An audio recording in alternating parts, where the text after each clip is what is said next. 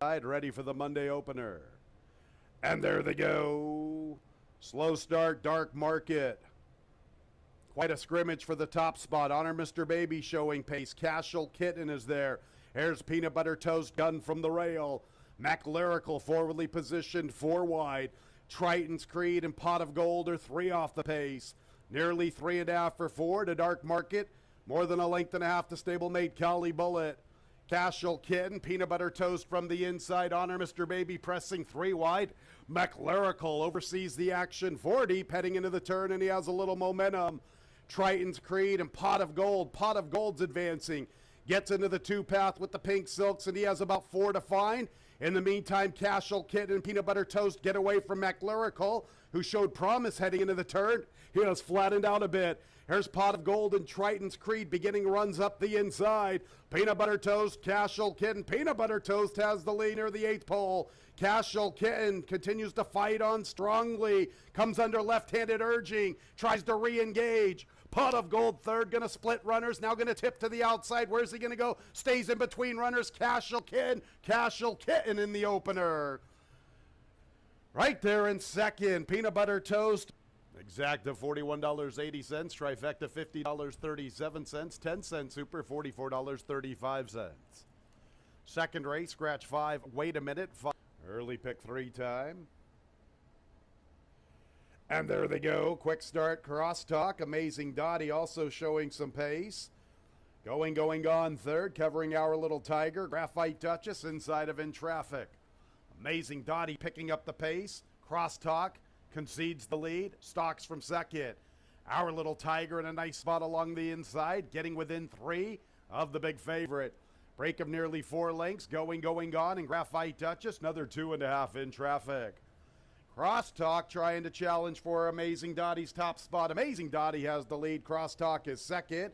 Amazing Dottie by better than 3, threatening to run away. Crosstalk still second. Our Little Tiger a little even paced. Graphite Duchess going, gone. Now 8 or 9 from Amazing Dottie.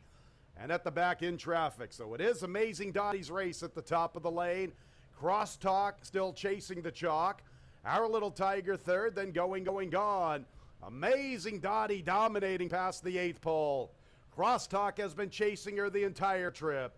Going, gone's into third, then Our Little Tiger. Amazing Dottie drops and pops, and she wins for fun. Crosstalk second, Our Little Tiger third with going, gone. 10-cent super, 4712, $9.50. Pick 6 time on the Monday card, 3-day carryover, 7,600 action. And there they go, stumbling start, shoot, there it is, and Varsity Doll. Varsity Doll, despite the stumbling beginning, is making the pace. Here's Shoop, there it is, making a move for second, going home now, right there with her. Also Sweet DeSantis splitting runners. 3 Cups Full comes away running in the 5th position, and Guy's Love is the last of all, and she's the distant trailer. Varsity Doll trying to slow it down. She makes the pace. Right there with her, Shoop, there it is. Here's John Davila Jr. recognizing the action up front. 3 Cups Full, making a nice move into contention, getting within a length and a half. Going home now in Sweet DeSantis. They don't want to make any part of this pace. They share 4th, 3 off the lead, 24-4 the opening quarter. They're letting Varsity Doll control things all by herself. And Guy's Love is the last of all, and she's a long ways out of it. Varsity Doll gets to crawl early. Better than 2.5. Shoop, there it is, and 3 Cups Full, second and third. From the inside, going home now is 4th. Sweet DeSantis, more than 4 off the lead, heading into the turn. Nothing from Guy's Love. 49-4. Varsity Doll at 39-1, but here come the players. 3 Cups Full and Shoop, there it is. 3 Cups Full, 3 wide. Shoop, there it is from between runners. And here's the race at the quarter pole. Between Shoop, there it is, and 3 Cups Full. Varsity Doll is third, going home now a distant 4th. Top of the lane from the outside, we have 3 Cups Full. From the inside, Shoop, there it is. Shoop, there it is, has the lead. And going home now is trying to begin her best stride to the far outside, but Shoop, there it is, and Even Money kicking well clear in deep stretch. Shoop, there it is, the winner. 3 Cups Full second. In third, going home now, And fourth place, the Varsity Doll. $10, 10 cents super, 4215, $18.60.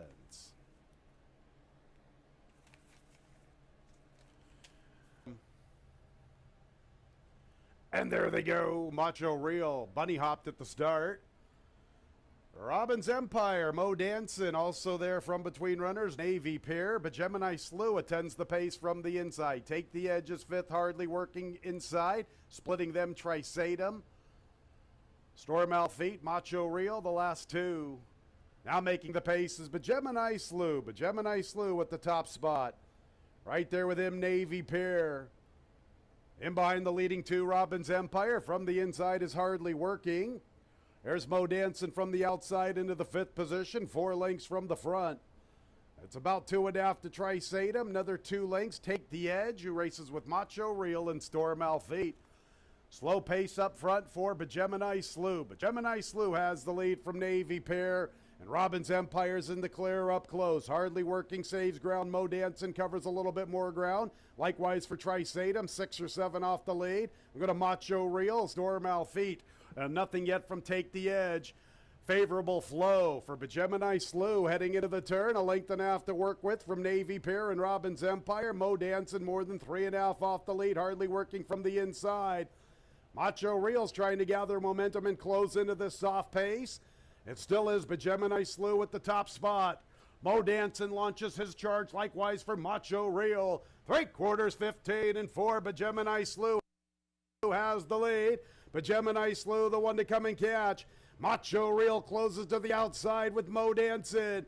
Gemini Slew, Mo Danson, Macho Real to the stand side. Gemini Slew needs this final 16th. He's got it at 7-5. Doubles D. Diego and Jimmy Wright. Checking in second, Mo Danson. And 4-2 double, $11.40. 2-4 exacta, $17.40. 2-4-1 trifecta, $20.25.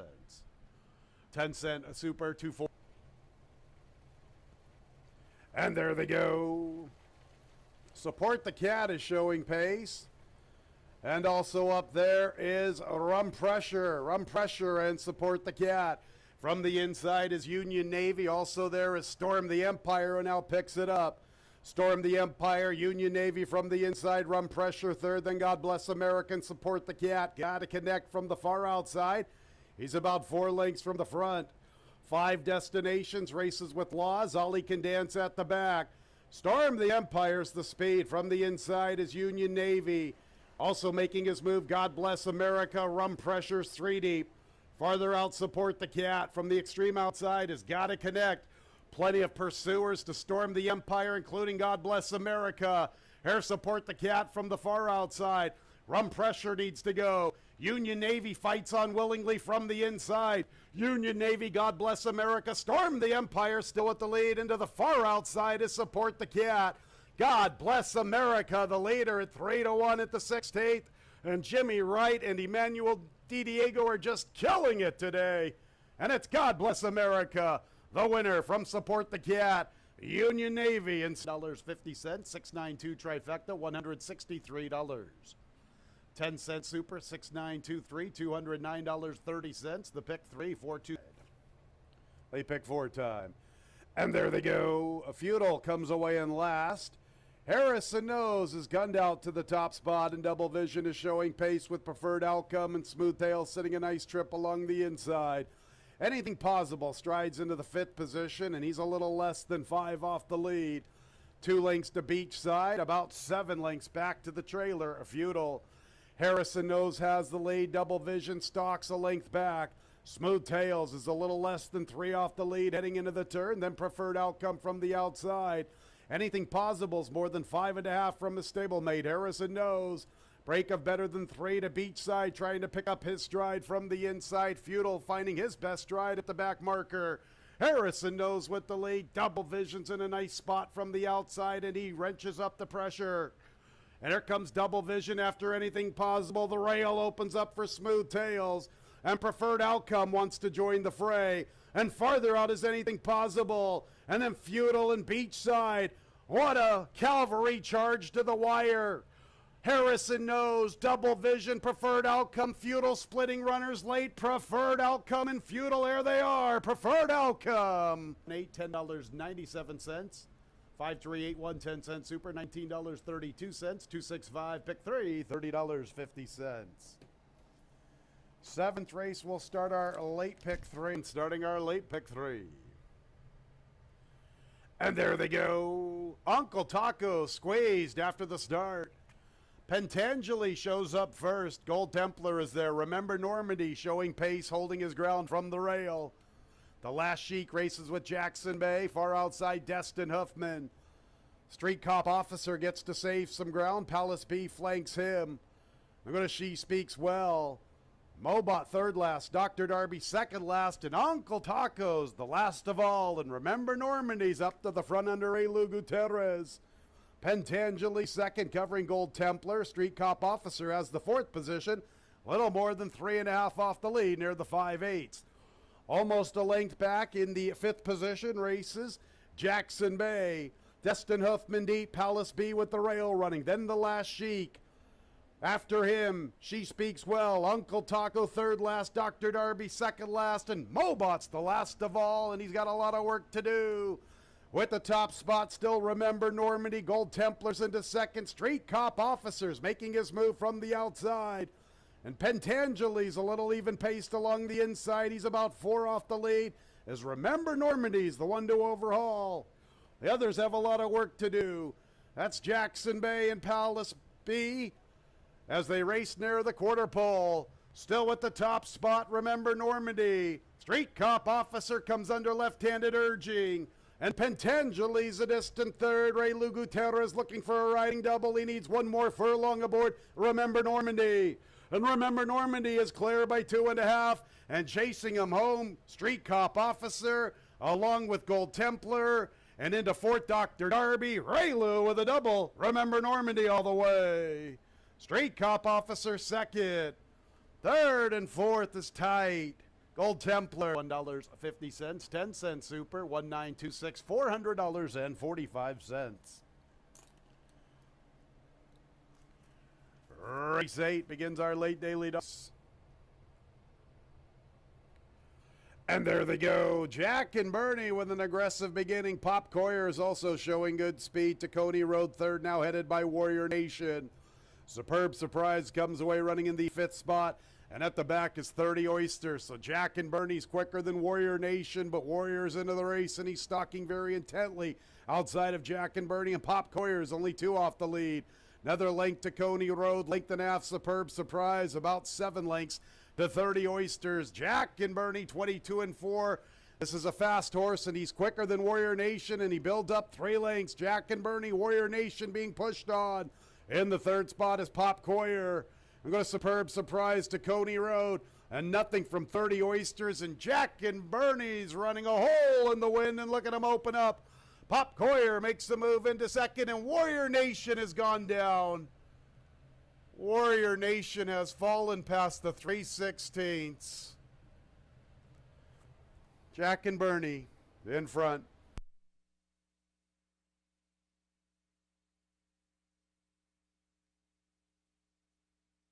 20 cents, 423 trifecta, $17.25, 10-cent super, 4231, $14.02. All 6 of the nightcap. And there they go. Slow start, mandatory payout. At least he's a late runner. Along came the Prince and Solar Zen. Fire into action together. Lovers leaps forwardly positioned with Who Is Jarrett. Right there with them is Dreamer's Boy in the 5th spot. Here's the favorite, Prepare for Glory. And he's revving up from the far outside into the 4th position. They're going to No Lime and Alienable Rights. Easy Shot is second last, and mandatory payout with that slow start is the last of all. Who Is Jarrett? He's vying for the top spot with both Along Came the Prince and Solar Zen. And here's the favorite, Prepare for Glory, with his 4-wide run. Lovers leaps back to 5th, little less than 4 off the lead. Then going to Dream His Boy Inalienable Rights against the rail as Prepare for Glory has found the front, and he's the one to beat at the quarter pole. Let's stick with him. Prepare for Glory turns for home with the lead. Back to second His Solars then, Along Came the Prince. That's Along Came the Prince. From the inside is Who Is Jarrett, trying to tip away from the inside for the final furlong. Prepare for Glory, the one to beat, opens up. Dreamer's Boy makes a move for second. Right there with him, Along Came the Prince. Inalienable Rights from the inside. Nobody is stepping up to Prepare for Glory, a much the best winner of our Monday nightcap. Dreamer's Boy was second.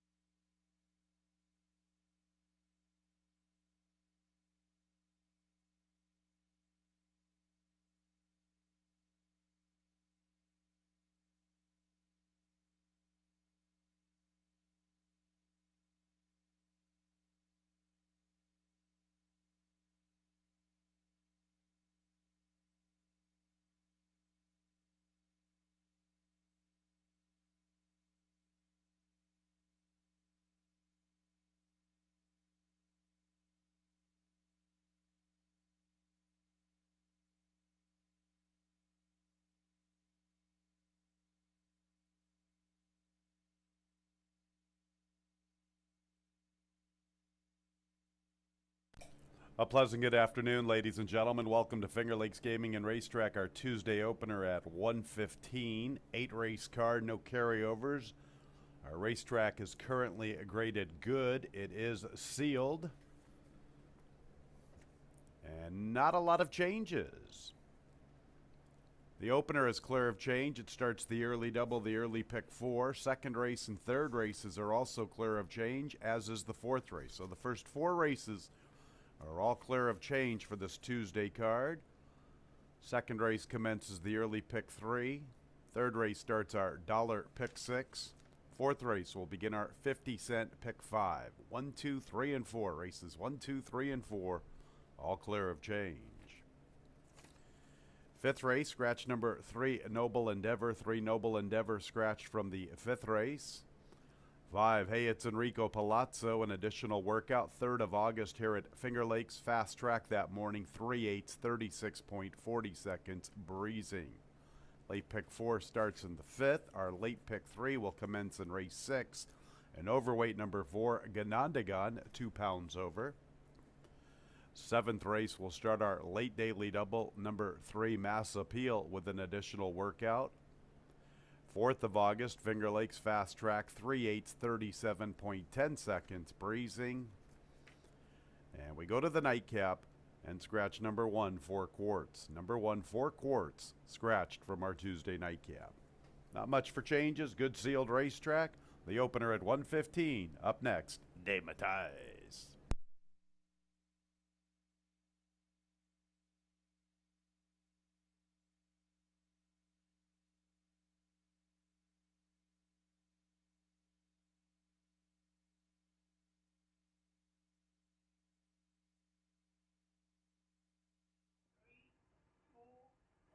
And welcome everybody to Finger Lakes Gaming and Racetrack. Kind of a cloudy day today.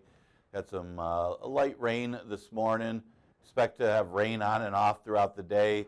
So a little moisture in the track. Right now labeled good. It is sealed. Kind of see how it plays out today because there is some possibility of some more rain. Not the heavy stuff that we saw last night, but maybe some more light rain. Expect an off track for most of the day. Of course, obviously different grades of off tracks. I wouldn't expect it to go to sloppy unless we get some heavier rain. But right now, labeled good. Well, speaking of a good day, how about Jimmy Wright and Emmanuel Di Diego yesterday? 3 victories on the card. Is that barn heating up? Good to see. He's a great trainer, and Di Diego, a good fit for his horses, and they did well. Big day. Congratulations to them. Also, congratulations to John Kay, who won our handicapping contest. Pretty formful day, except for Ray had that big long shot in the second to the last race. Of course, that one hit the board a lot. If you're playing conservatively in that race, so well, what horse is most likely to hit the board? Probably that winner. And adding blinkers was the difference on a track that was kind of I wouldn't call it a true speed bias, but was favoring horses that were on or near the lead throughout the day. This front speed horses did okay. We do have another stakes race coming up. That's coming up this Monday. gone and forgotten when the top mares of last year, was named top mare of 2022 here at Finger Lakes. Will be back in there. She highlights that race, and what a year she had. She was a good price last time. Can't believe the price that she was when she won her most recent start. Probably needed her first start of the season. Now she's ready to roll, and she's one of the main contenders in the Arctic Queen Stakes, named after one of the top mares ever here at Finger Lakes.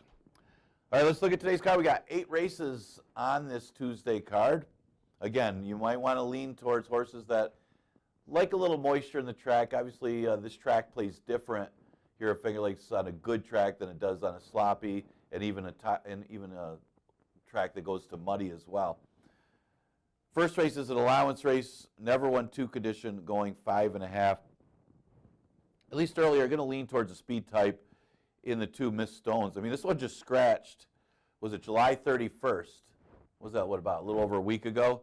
Was 10-1 morning line on July 31st. Comes back, enters again, and is 2-1. All you got to do is scratch and enter again. Maybe you have a better chance. I don't know. I don't know how this horse went from 10-1 to. Actually, it probably should have been 2-1 or 5-2 in that race as well, but ended up scratching. Does look like the inside speed, but what I like about Miss Stones is the mud breeding. This one does have some mud breeding to her. She's got a 411 Tomlinson for the wet, and she's quicker than Bustin' Roxy. I mean, Bustin' Roxy's quick enough. Maybe it makes her work a little bit to clear her, and maybe she can hold the rail on her. But I would think overall, just look at the fractions that Miss Stones has done, that she's the faster of the two. And it all depends, can Bustin' Roxy keep up with her early? If not, if Miss Stones clears right away, which I'm hoping she does because I like her top choice, she's going to be tough to catch.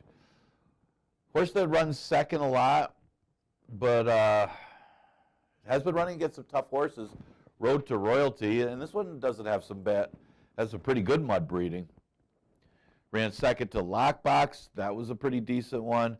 Sandy's Garden. What are you going to do against Sandy's Garden? If that one runs a race, you're running for second, and that's exactly what happened. Princess Sonia ran a good one. I mean, Road to Royalty didn't really have an excuse that day, but she's always firing. She's always there, and the competition gets a little bit easier. No such rivals other than maybe Miss Stones if she gets loose in here. But Road to Royalty, very logical horse to at least be second and third in race number 1. And then you got Tequila, who ran very well against Little Miss Sunshine, kind of runaway winner last time and was supposed to be. And keep in mind, Tequila's only career victory was on and off track. Sometimes you look for that in these 2 lifetime conditions. Well, it was not only on and off track, but it was in the slop. Of course, it was going a mile. She does look like she wants a little bit more distance. A mile is right up her alley. But 5.5, I don't really like it. But she does have some tactical speed that she can stay in the race. And again, not much to beat in here once you get past Miss Stones and Road to Royalty. Jackson Avenue, she comes back, but she wasn't hitting the board for allowance. I don't know what she's doing at Saratoga in that race. Bustin' Roxy's been facing easier. Maze Love Lafty just ran a good second, but that was a rout. So once you get past the 2 and the 6, maybe Tequila's the best of the rest, but I'm a little concerned about the distance for her. But that is a positive that her only career victory was performed on and off track. Maze Love Lafty, one thing you can say, the best lifetime number for this horse was on a wet track. Comes off that route effort. Wasn't bad, but she's turning way back in distance, so expect her to not be close early. So if they're all chasing Miss Stones and that pace is quick, you get a 22 flat, 22 and 2 type first quarter. Maybe that gives a little more chance to Maze Love Lafty, who did run a pretty good race last time behind a heavy favorite. I'm going to go the 2-6-5-3 in the first. Talked about that one way too much. Second race, a 5,000 claimer that goes the distance of 6 furlongs. Tough to gauge this one. I always liked our man Mike, but problem with our man Mike is his running style. Man, he is at the mercy of the pace, and whether you go a sprint or a route, he doesn't have much for early speed, so he's got to really get help up front, and he hasn't been getting it, and he hasn't been getting the right kind of tracks. Maybe the apprentice rider helps, but I kind of look at it that way. He's dropping to 5, he's the horse to beat, but is there enough pace? maybe not really. And that's where I, Drossel D and Margarita Sunrise on the inside aren't that quick. And I kind of looked at War of Thrones last race. It was an easier race that he comes out of, but he ran well and he should have won. And that's kind of how you got to look at it. And he does have a pretty good off-track record. The only thing with War of Thrones, maybe the record at the distance would be the one knock. But I do like the way this horse is coming around. That was a better effort last time. Again, it was an easier field, but he ran well and just missed and should have won. So I think he can get first run on our man Mike in this race and win it. Again, our man Mike's the horse to beat, even though he's 9-2 morning line. It's just his running style. That's the problem. He doesn't mind an off track. Really, it's not the track. I mean, it's really the pace scenario for our man Mike. And he doesn't really get it again. I mean, you do have Margarita Sunrise and Drossel Diem. They're both speed horses, but they're not horses that are going to shoot out there in a fast fraction. And the other part of it is everybody's chasing them. That's why you see the deep closer catch everybody. It could happen in that scenario, but I don't see it. He might just be much the best that he does overcome and closes and wins. Now, Run Casper Run ran a huge race off the layoff and then ran a good second to Boldly. So this horse has been in good form, and maybe it was the start that kind of limited him last time because he kind of took a step back in that last race.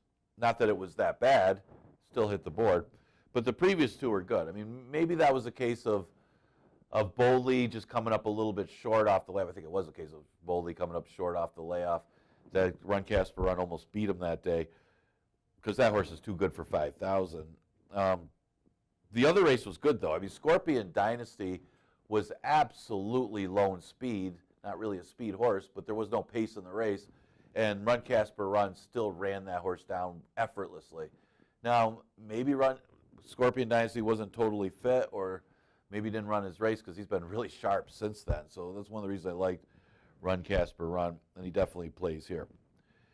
Maybe not so great with his record on and off track, though. Maybe that's the downside. Stuck Up's an interesting one because he was running primarily on different surface, on the artificial surface at Presque Isle, and maybe not quite the same kind of form on the dirt. One of the things you say, he seems to be better on an off-dirt track than a fast dirt track. His best lifetime dirt buyer, anyway, is on an off track. So maybe a little moisture in the track might help Stuck Up. Maybe getting a little artificial surface there would help Stuck Up. But at 5,000, I think it's another horse to consider in here with a drop. But again, I don't know if the dirt's really his thing, but maybe the off dirt helps his chances a little bit. The drop certainly does. I'm going to go with the 5-6, 4-3 in the second. The third race, we go a distance of 5.5, an optional claiming allowance race. Was back and forth. You know, I liked Behind the Couch on a fast track, but if it's an off track, I think I'm going to lean towards No Chalk.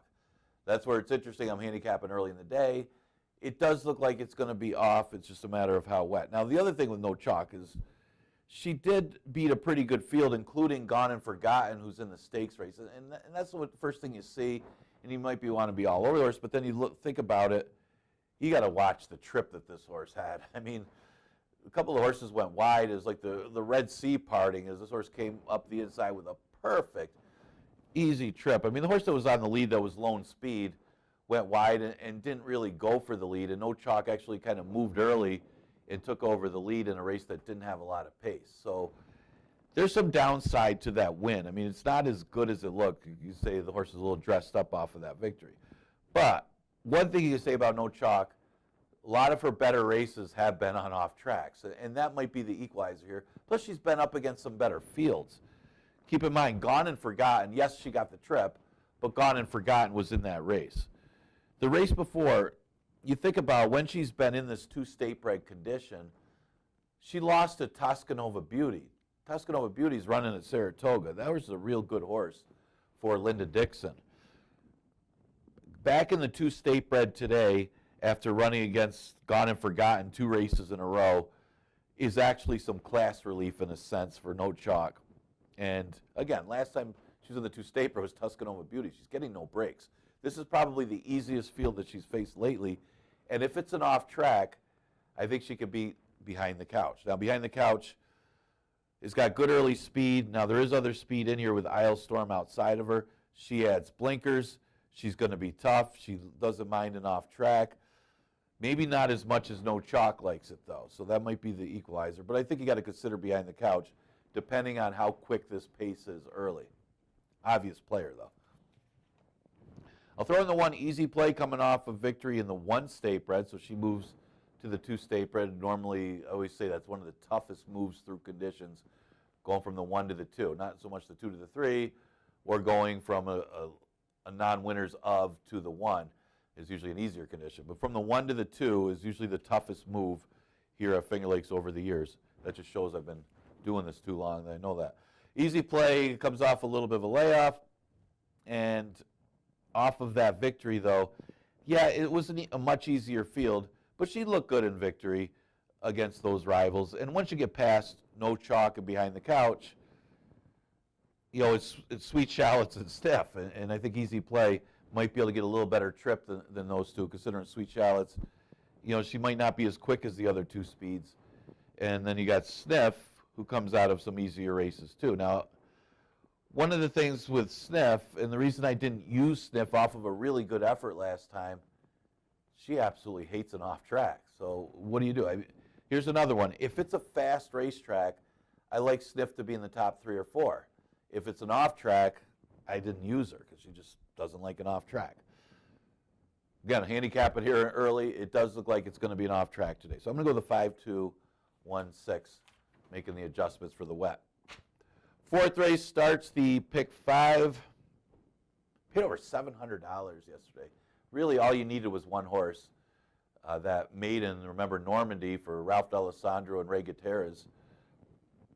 Not really that tough to come up with. That horse hits the more alive. It's just that 0 for 25. Blinkers on. Sometimes that equipment change. Now, you got a couple turnbacks and distance, and I used both of them in the top 3. Knight of the Crown goes back to a sprint. Bench Walk goes back to the sprint. Now, Bench Walk's an off-track lover, but the problem with Bench Walk is the distance. Knight of the Crown might be a positive going to the distance of 5.5. Bench Walk, not so much, or maybe too short for that horse. And that's why I lean towards the Knight of the Crown. If it was a route, I probably would have picked Bench Walk. Instead, I used him third because of the distance of 5.5.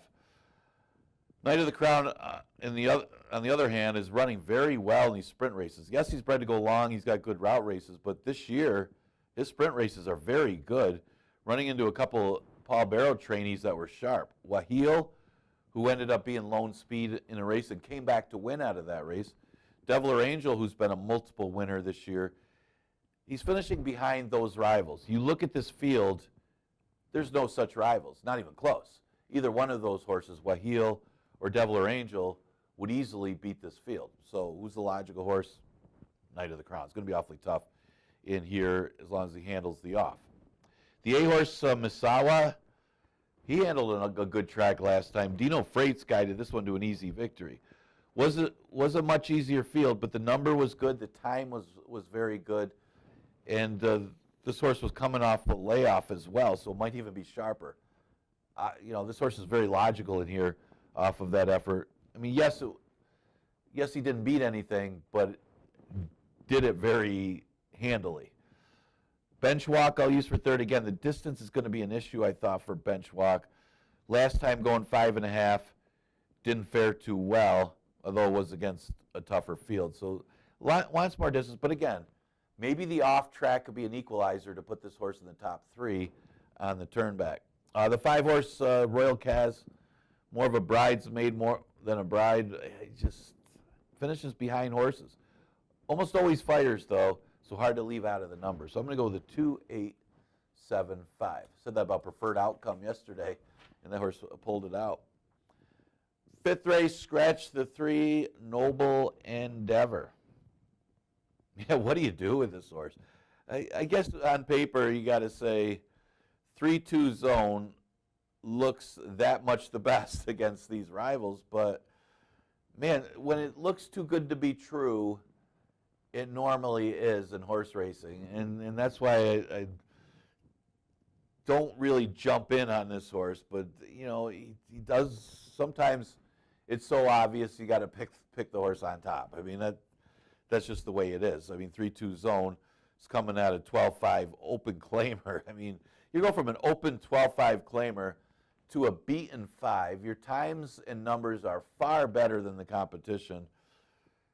You look at the breeding. I mean, this horse, the dam, an Irish bred, costs, you know, in Great Britain, I got to try to do the math on this horse as far as if they're giving me American dollars or not. The dam costs $772,000 as a 4-year-old.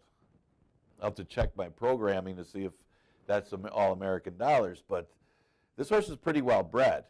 And you look at where this horse has been running, was in stakes races. You're talking about a grade 1 stakes that 3-2 Zone was in.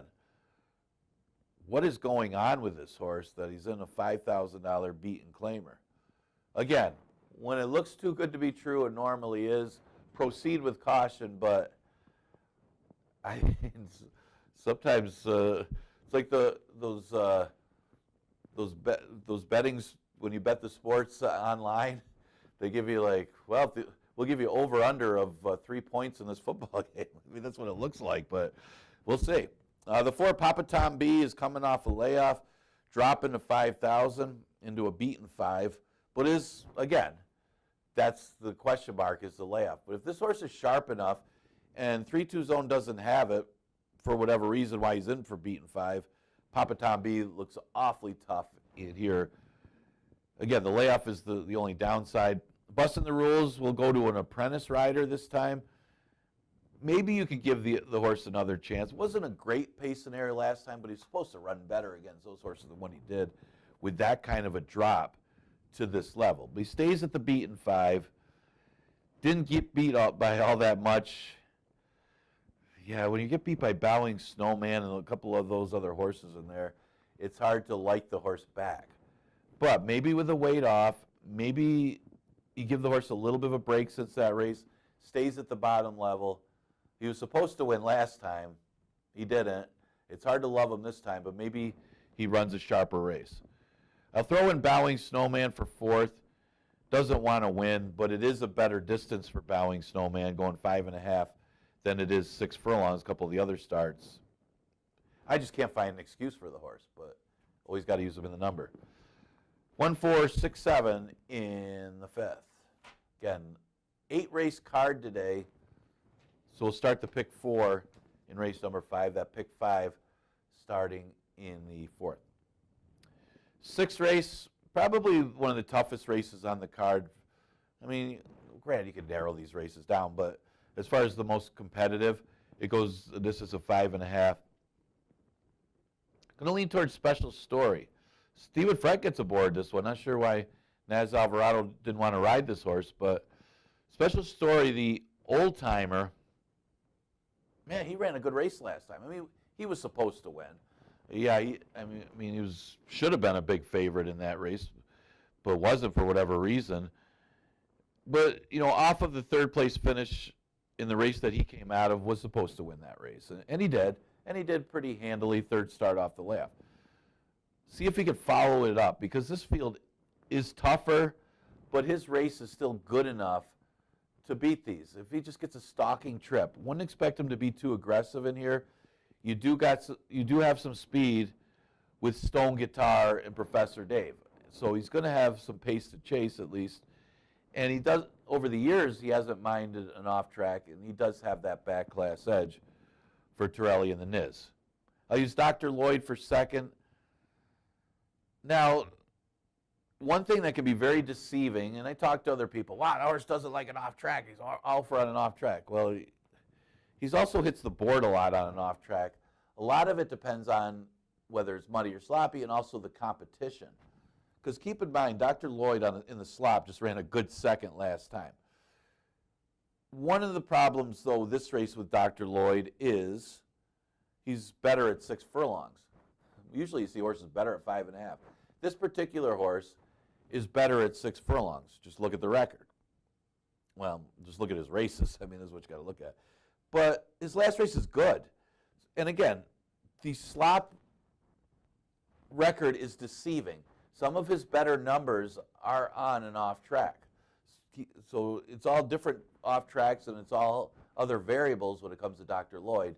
He certainly doesn't mind it. In a lot of ways, he likes it as far as hitting the board. And I think he's sharp right now. At least he's in better form, that he should be able to hit the board against these horses. And he's 6-1 morning line. That's a good price for Dr. Lloyd, especially for the form that he's in right now.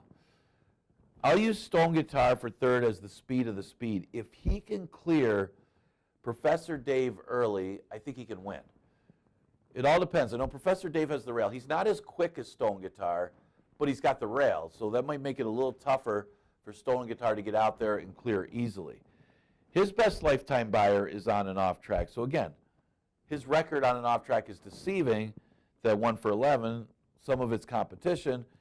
And the other thing is, this horse is working well for his return. He only had the one start that he won going 4.5. Very dangerous. A little bit of a freshening for Stone Guitar. And I'll throw in the 8 Magnificent Chrome for fourth. Maybe hanging a little bit lately is Magnificent Chrome, but you still got to consider him. Here's another one. He's 0 for 6 on and off track. Never in the top 2, but his best lifetime buyer is on an off track, plus his breeding suggests that he should like an off track. Stats often lie when it comes to horse racing. That's why I'm not a stats guy. Visually doesn't lie. You watch races when it comes to playing horses and you'll be successful. 7th race at 11-9 claimer, going a distance of 5.5. 3 up and have not won a race or have never won 4 races. Another good competitive race, unless Almondro runs this race. He's just been overmatched a lot of his career, going against some of the top sprinters on the ground. Finally got some class relief. I mean, what would this horse's record be if he stayed at this level for a lot of his career? A lot better, I guess that's the answer. Is it too late now to drop in for a tag against the 11-9's beatings? I don't know, but this horse has been tangling with last year's Horse of the Year, Warrior's Revenge. You look at some of the past, I mean, Dr. Blarney, I mean, Flying Emperor. He's been against the best horses on the grounds, and he is tailing off a little bit. You know, he has been somewhat competitive. A lot of it's because he's getting shorter fields, but when he gets to the lead against those horses, he can hang around to hit the board. He's just been overmatched. He's not as good as those horses are. This is a good spot for Almondro. He's actually better than this competition that he runs in today, unless he's lost a step. That's what you got to ask yourself for Almondro. He also doesn't mind an off track. Mass Appeal does step up on the off track. Here's a little bit of a long shot in here at 8-1 morning line. Look past the lines on this horse. Again, 1 for 11 overall, but a 4.67 Tomlinson on an off track, and his best recent race was on an off track. That 5.5 race where he ran second to Conformist, almost beat Conformist, lost the photo in that one. Also likes this distance. Keep in mind, he's shortening up for 6 furlongs to 5.5 and should hit the board. I mean, that's a good on-the-board record at the distance. He's 10 for 12 in the top 3. Definitely plays at 8-1. Double shot is the tricky read here because the big question is going to be the distance. He's got absolutely no early speed, so he's going to have to make up some ground. But he does have some good numbers for the off-track. Letter Carrier Henry, we know the deal with Letter Carrier Henry. He's a much better horse at 5.5 than he is at 6 furlongs, and he shortens back up to 5.5 and draws the rail. Another one with a shot in race number 7. I'm going to go the 2-3-5-1 in the 7th. You consider that a feature race. We've got a couple good races today. Last race is 11-9 claimer, maiden claimer, going 5.5. We do scratch the inside horse, the 1-4 Quartz. I think She's an Arctic Queen. Probably should have won first time drop of the tag. It's just bad tactics. I mean, the horse should have just been sent to the front end, got the rail, which was good that day, but didn't. Went out there and allowed another horse to sneak up the rail and took the railway, and that was the place to be, and that's what beat her in that 11-9 claimer. Sometimes you outthink yourself because it's 6 furlongs, not 5.5. You don't want to be too aggressive early, and that was the case. And that was the racetrack that day. Inside speed was good, and that's why they went 112. And she was outside and ended up chasing. This race, same type of thing. If she wants the front end, she can get it. Question is, maybe a 5.5, the connections decide they want to get the front end, and they'll win. If not, they could get beat by one of these other horses. So it all depends on what the tactics are going to be for she's an Arctic Queen, because speaking of Arctic Queen, she's going to be tough. And that's the key. Does she want to go to the front end, or will she try to stalk and make it interesting? I like her on top, though. She looks awfully tough here in the last race. I will go for a little bit of a price for second, and this horse is dangerous in here. Going to go with a 2, Indy Symphony, especially if it is an off track. This horse has got superior numbers for the off going. Funny thing is, though, she's had 2 starts on and off track and hasn't done anything. But it has been against a little bit better competition, and last time had a lot to do with a poor break. Better start today for Indy Symphony. It's got Ray Lou aboard. She could really improve big time against these horses. I'll use the 4 Irish Empress for third. She drops. Last time here she ran against special weights. Did take some money in that race. It didn't run that badly. Was in the race for a while before fading to 5th, finishing behind Sassy Tallahassee. Well, she's inside that rival today, and she returns. Sassy Tallahassee also drops here from the maiden special weight. Should be able to get in the number against these rivals. Going to go the 6-2-4-8 in today's last race. Enjoy today's card. Keep an eye on the weather now. This racetrack is graded and how it plays right now. We are going with good. We are continuing live racing this week, Monday through Wednesday. So we'll finish up the race week tomorrow with a 1:15 first post. I'll see you then.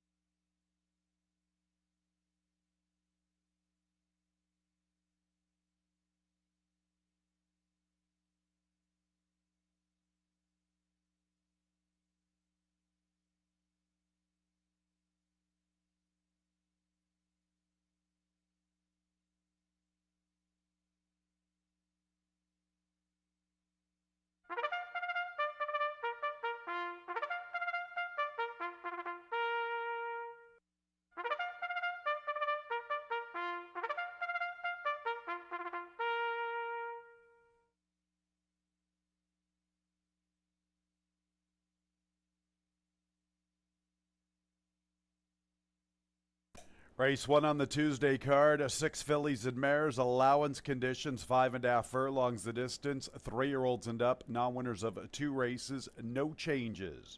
Good racetrack, it has been opened up. Good harrowed racetrack. The opener begins the early double and the early pick 4.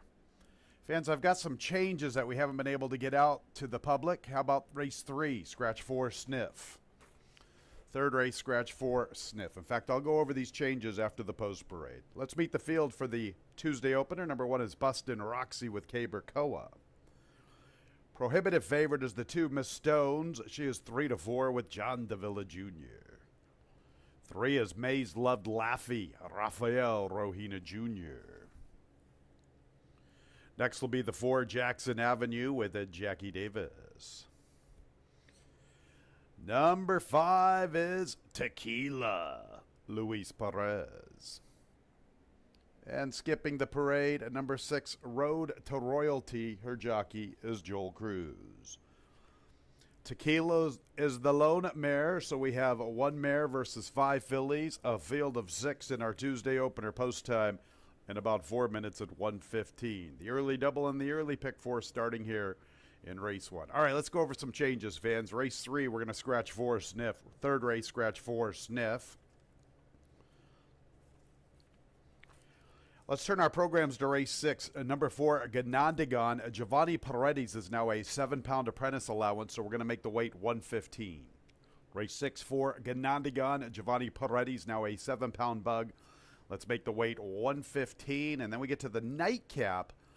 5, a scouting party, make the jockey Jeremias Flores. 8th and final, 5, scouting party, new jockey Jeremias Flores. All right, updating those changes. The opener in a little more than 3 minutes. Track announcer Tony Kalo here up in the booth. Let's talk about this Tuesday opener. A big-time favorite, number 2, Miss Stones, a 4-5. Obviously the one to beat. There are some question marks, though, especially with the pace scenario. I mean, Bustin' Roxy is pretty quick along the inside. Maybe she's not quite as quick as Miss Stones, but with her inside post and the way she likes to be forwardly positioned, you have to think Caber Koa will be pretty aggressive aboard Bustin' Roxy. Is this going to compromise the chances of Miss Stones? Perhaps. You know, Miss Stones does have the advantageous outside post of her main pace rival. But boy, the 1 and the 2 are both very, very quick on paper, and they both look like they are need-to-lead types. You throw in Road to Royalty, who likes to go a little bit, and who's fresh, who hasn't run in over 2 months. I mean, we could get some legitimate pace on in our Tuesday opener. At least that's what I'm hoping for. So you're looking at my girl. There she is. The 4 Jackson Avenue. That girl, Jackie Davis. That girl, Jackson Avenue. Why not, fans? She's getting blinkers on today.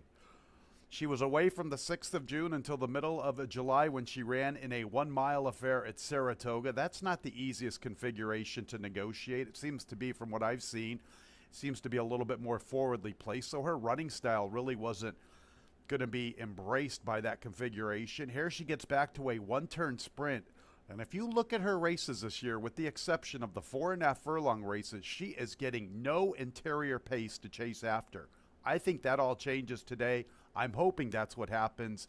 And let's see if Jackson Avenue can really come rolling through the lane. It sure sounds pretty good on paper to me.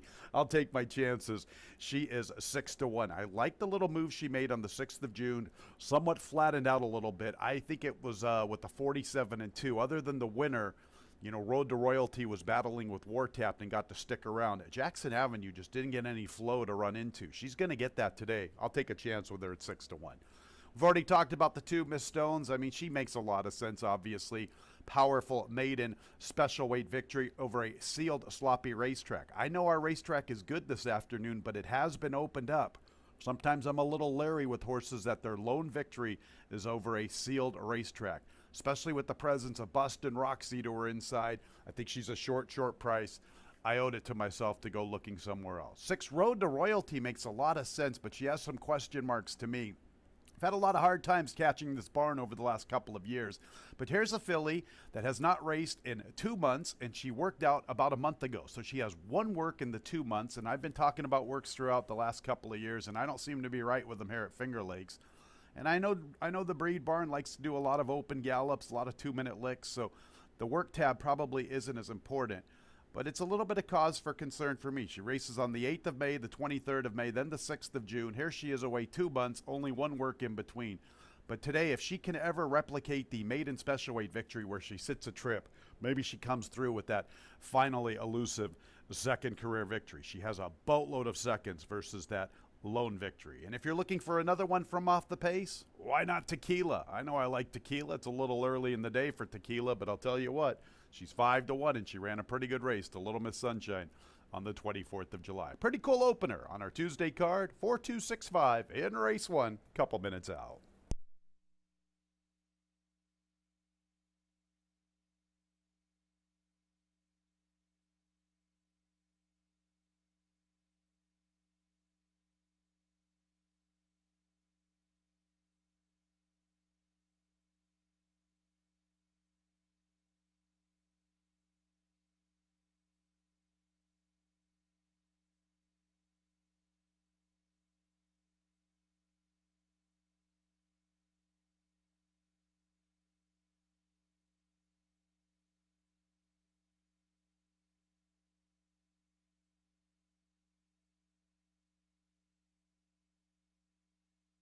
Little more than a minute until the Tuesday opener.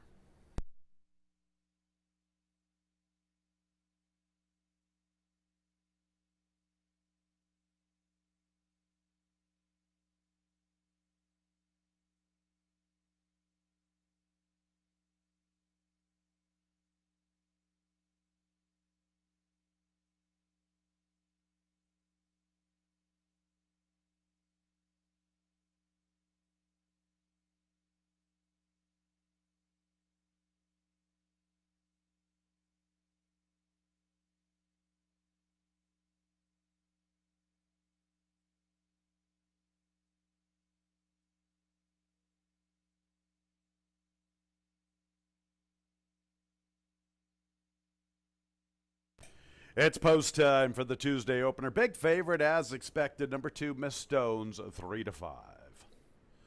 Bustin' Roxy, first of 6 into the gate, 5 fillies, 1 mare. Tequila, the lone mare. So Bustin' Roxy is in. Up next, the big favorite, Miss Stones.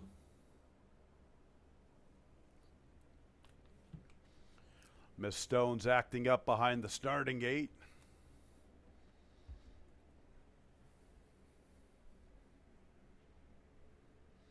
1-2 favorite. Tequila and Road to Royalty are both 5-1 on the board.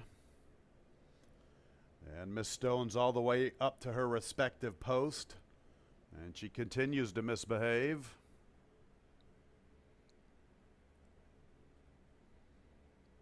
John DeVilla Jr. remains in the saddle.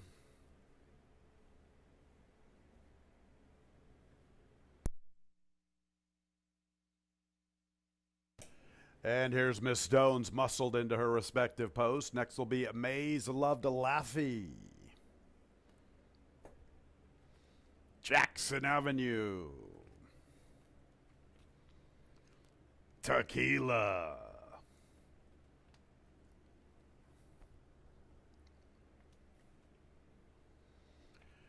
And Road to Royalty.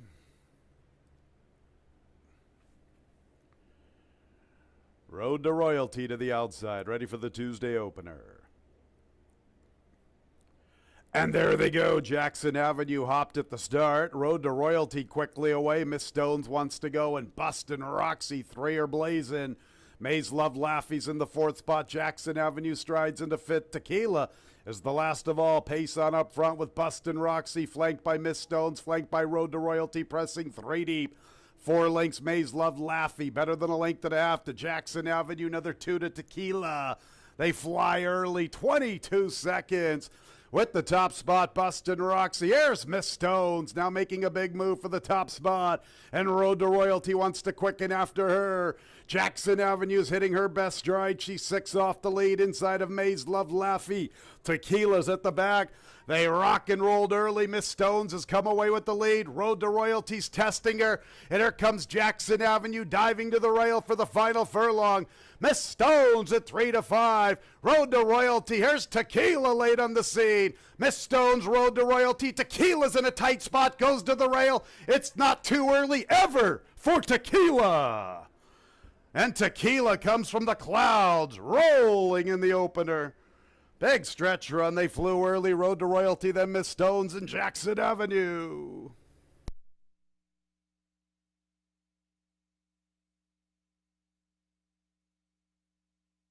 We knew there'd be pace on in the opener, and it was Tequila who was last early, rolling in the final quarter of a mile. 1 minute 6 and 9/100ths. Let's hope the rest of the Tuesday card goes like the Tuesday opener, because that was a pretty cool one. Photo will determine the winner.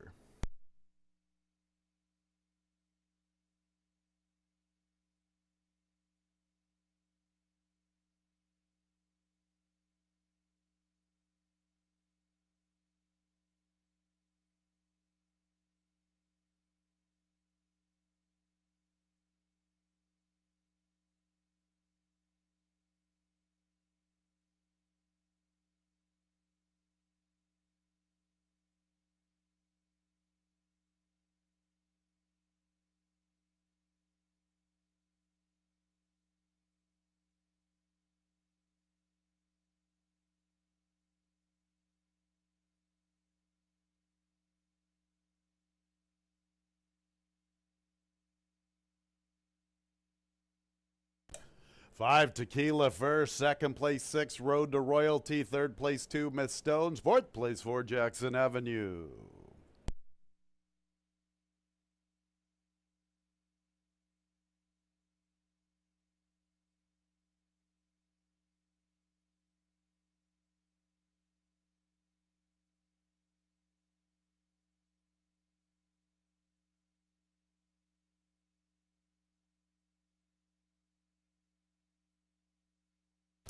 Entering the winner's circle, number 5, Tequila. A 5-year-old dark bay or brown mare by Liam's Map out of the Damn Beautiful Girl. Owned by Zamataka Stables, winning trainers John Buckley, winning jockey the Diamond Man Luis Perez. Winner was bred in Kentucky by Jumping Jack Racing, LLC.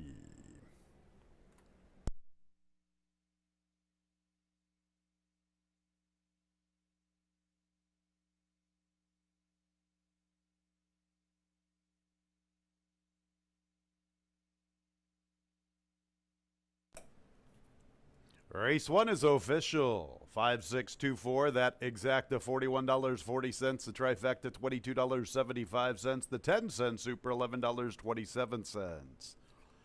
Second race is clear of change. Second race will start the early pick 3, and post time is in 21 minutes at 1:44.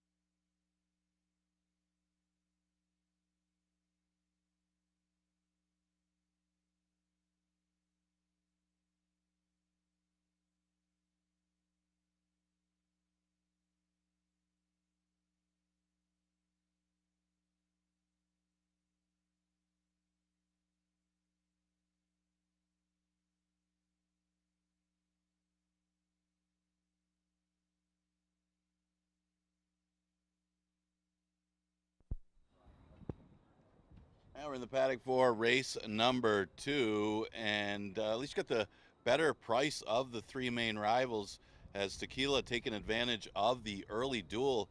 Bustin' Roxy from the rail taking it to Miss Stones, making that horse work to get to the lead. And once that one did get to the lead, she was softened up, and it was Tequila who took advantage of the situation. Louis Perez for trainer John Buckley, good high percentage barn. Second race of 5,000 claimer, non-winners of race since the date or never won 4 races. Exactitry, Super Daily Double, and Pick 3 starts in here. And they'll start with War of Thrones. And this one did have some traffic issues in his last race, and got beat at the wire by a horse that did get a better trip anyway. Devious Banker up the rail was able to win that one. Now, he does shorten up, or he does stay at the 6 furlong distance. This isn't his best distance. He seems to be a little bit better at 5.5, but that last race at 6 furlongs he ran well, probably well enough to win. Just got beat by a horse that had a better trip, and he doesn't mind an off track as well. Decent in the money record on the off track for War of Thrones. Could give him a slight edge in here because the 6 Our Man Mike, his running style might not be ideal unless the pace does take its toll. Well, he drops down to an all-time low level to 5,000, does Our Man Mike, and he's just not able to get the kind of pace scenario and racetrack that he's needed to close and get the win. He tried going a route last time. It wasn't the strongest of fields, and for the 11 and 9, but they didn't really go that quick either up front. And the races before, same thing. They didn't go that quick up front. When you go 47 in a sprint, at a 5.5 furlong sprint, Our Man Mike's not going to be able to close any ground.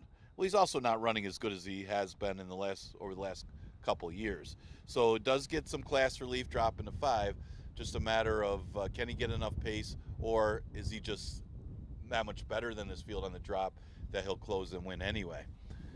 Definite player. The 4 horse is Run Casper Run.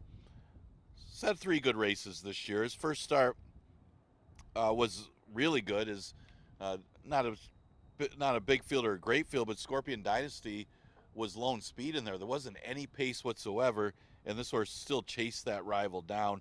And Scorpion Dynasty came back and won. The next race was against Bowley. Now, Bowley wasn't at his sharpest, and Bowley had him put away. But then Bowley just got a little tired and stopped right before the wire, and he almost pulled off the upset that day. So he's in good form, is Run Casper Run, and we'll see if he can at least hit the board in here. He's right now at odds of 2-1, so he's another strong player, at least early in race number 2. The 3 is Stuck Up, who seems to be at least have better numbers on the artificial surface than he does on the dirt. But one thing you could say, his best dirt number was on an off track. So maybe the moisture in the track may help his cause anyway. But the class relief as well makes this horse at least a top 3 player, dropping to 5,000. Exactitry, Super Daily Double, and Pick 3 starts in race number 2. You got about 9 minutes to post.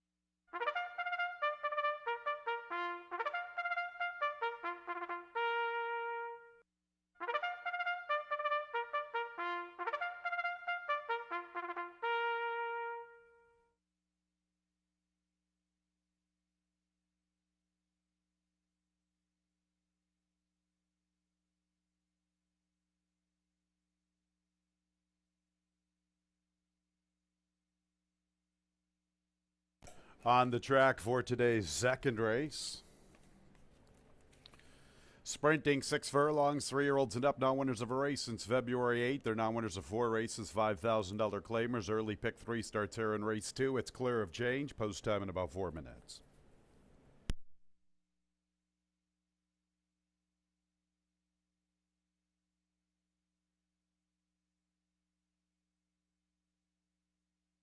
One Drossel Diem, Rafael Rohina Jr.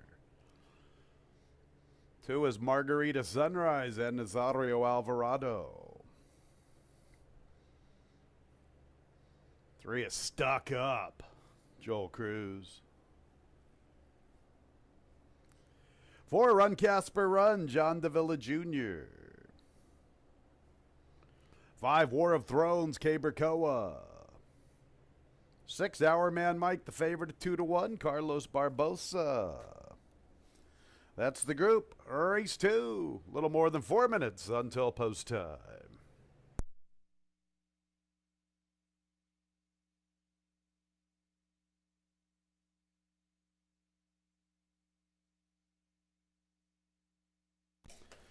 Tequila in the opener. How about Margarita Sunrise here in race 2? Was hoping for a lot more rain because Margarita Sunrise does his best running on an off racetrack. Look at the workout on the 25th of July in the mud, 48 2/5. Look at that favorable record on wet racetracks. 17 top threes from 24 races, hitting at 33% when the racetrack is wet. You know, it'd be interesting if you could really do all the statistical work necessary to see if those were over sealed racetracks or how he has performed over a good racetrack. It is raining. It's trying to get a little bit moisture on this racetrack. Margarita Sunrise, just a little bit of a sneaky long shot play, trying to wake something up. It'd be nice to come away with a $45 winner for the fans. Margarita Sunrise. You know, the first 3 races this season, all disadvantageous outside post positions. He was right there at the top of the lane against a Bold Lee.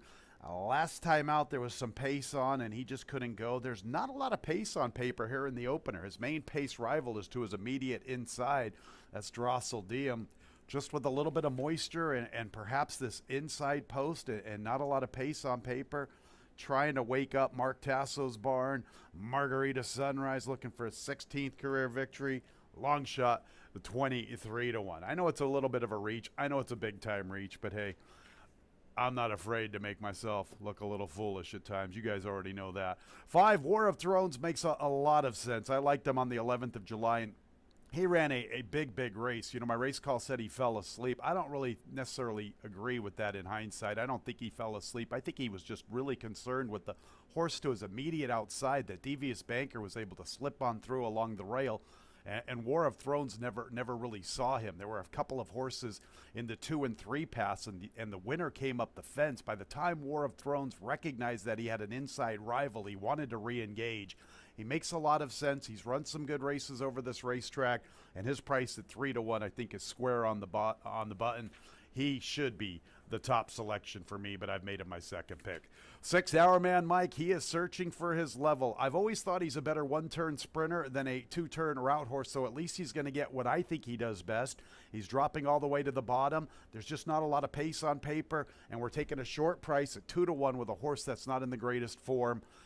Sure, his best races, you know, he's made $250,000. His best races make him more than competitive against this group. But a 2-1, I owed it to myself to go somewhere else. And the other 2-1 shots, the 4, Run Casper Run, big race 2 back against Bold Lee. Last time he didn't really run his race, but his jockey John Davila Jr. had opted for another rival. Now he's reunited with Run Casper Run. I'll make him the fourth pick.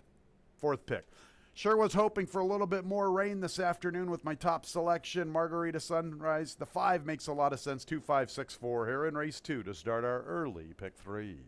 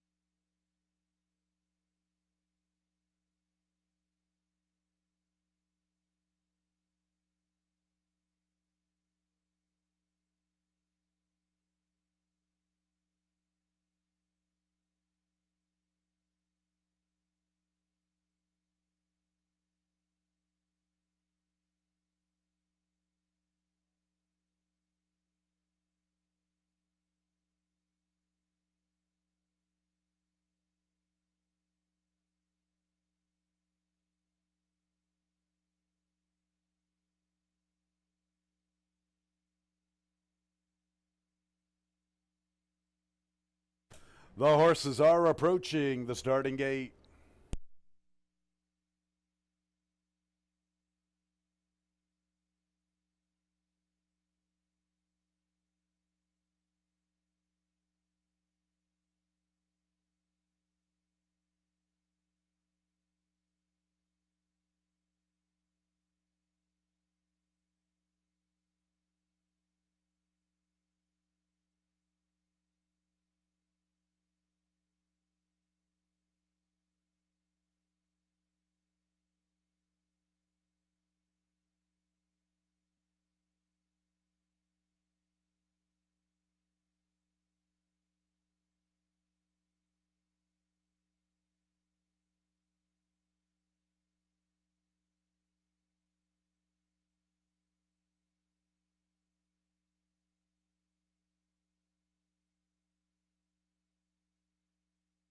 It's post time for the second race. The horses are just arriving at the starting gate. Great wagering battle here. Run Casper, run 2-1. War of Thrones, Our Man Mike, both a 5-2. Run Casper, run 9-5 favorite here in race 2, commencing the early pick 3. A field of 6 at the gate. There's Drossel Diem. Tequila in the opener. Margarita Sunrise loading into post position 2. Stuck Up. Run Casper, run War of Thrones, and Our Man Mike will be the last of 6.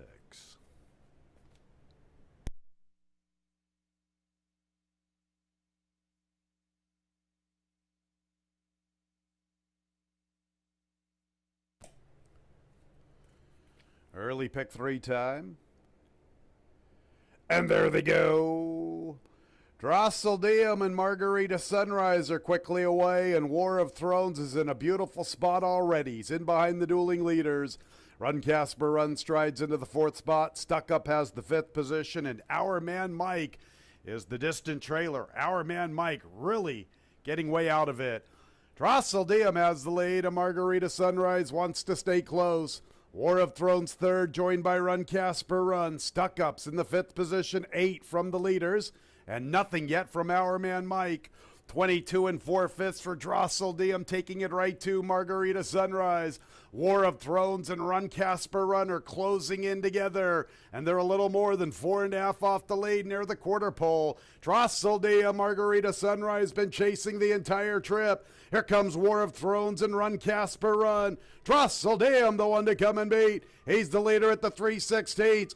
War of Thrones has a final furlong. He continues to make his move. Here comes War of Thrones. War of Thrones is up to the front. Late charge from Our Man Mike, but War of Thrones beat him to the punch. War of Thrones, the winner. Our Man Mike, that late running sprinter, that's what he is. Look at that final quarter of a mile. Then Drossel Diem and Margarita Sunrise.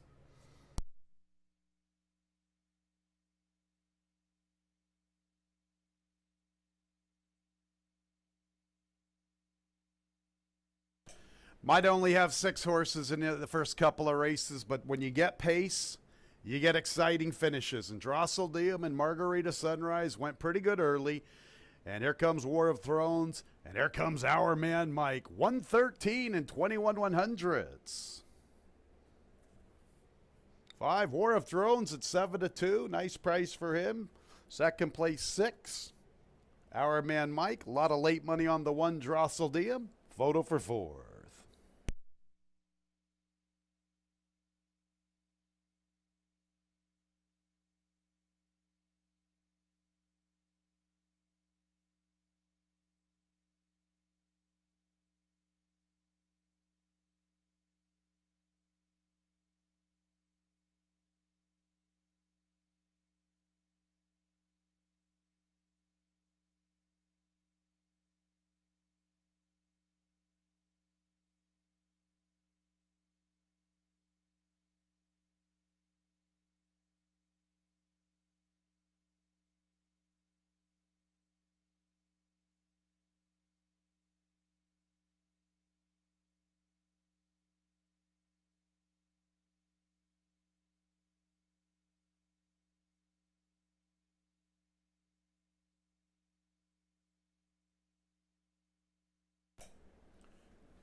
War of Thrones. 5-year-old dark bear brown gelding by War Dancer out of the dam. Tip the Trolley Girl. Owned by River Card Stable, winning trader Jim Aquilano, winning jockey Kay Berkoa. Winner was bred in New York by Mark Anthony Matthew.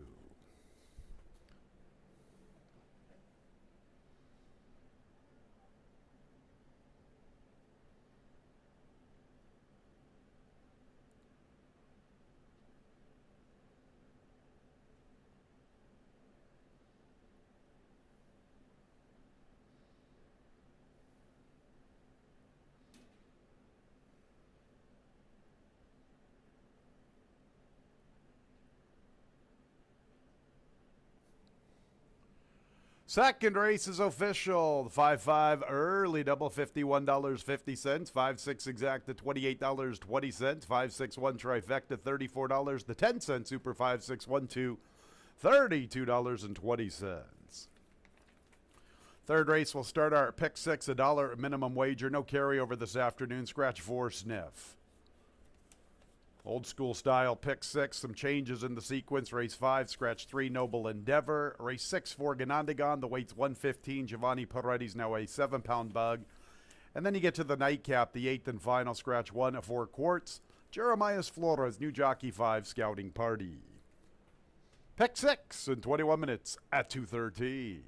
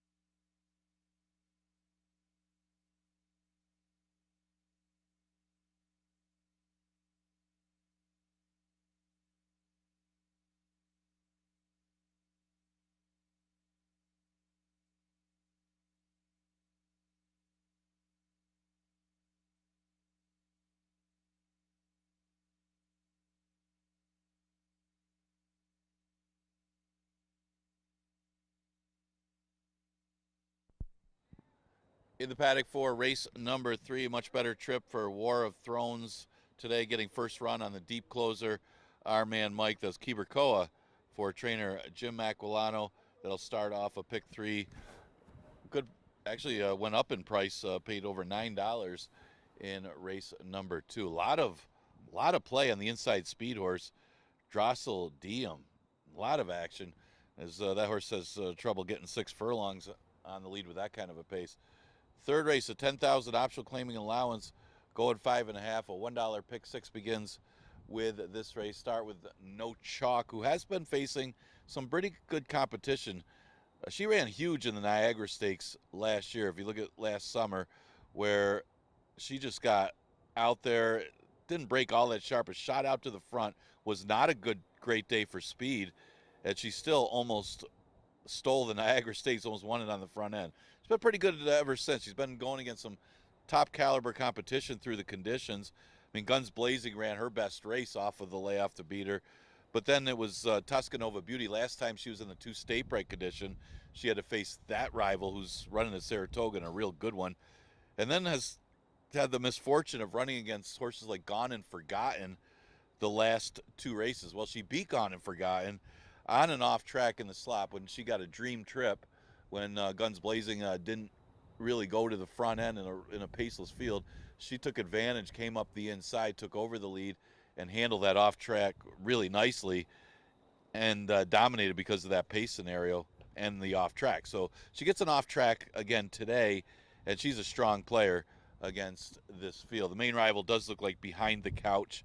The 2-horse adds blinkers for this race, and she's the inside speed along with Isle Storm, and just a matter of how quick they have to go early in this race. And she doesn't mind an off track with 3 victories, 3 of her 6 career wins on the off. And she's faced some tough competition running at Laurel in the past. Her first trip over this racetrack was a dominant victory against a pretty good field, although she was able to control the pace up front. Not sure if she'll be able to here, but her last race she didn't break all that sharp. Well, didn't break good at all in that one, so maybe forgive that effort. You can use her today.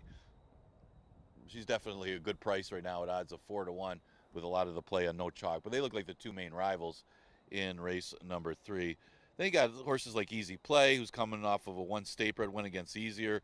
Sweet Shallots, consistent horse, doesn't mind an off track, but hasn't really faced this caliber of horses. Stiff turns back in distance. She doesn't like an off track though, so it depends on how much moisture's in the track. Kind of hurts her chances.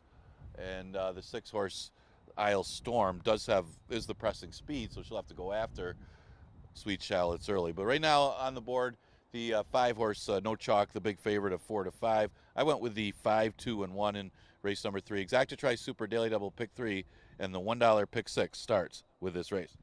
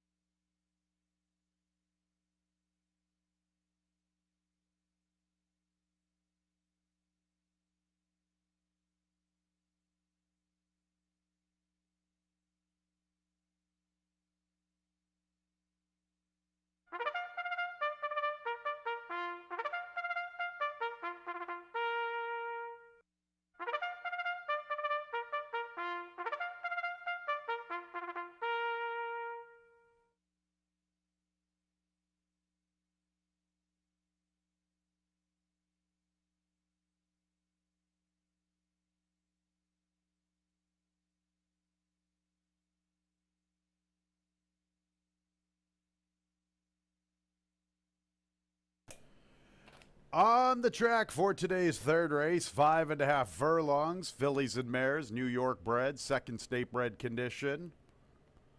3-year-olds and up, scratch for sniff, scratch from the third. It starts our dollar pick six, no carryover this afternoon, post time in a little more than 5 minutes.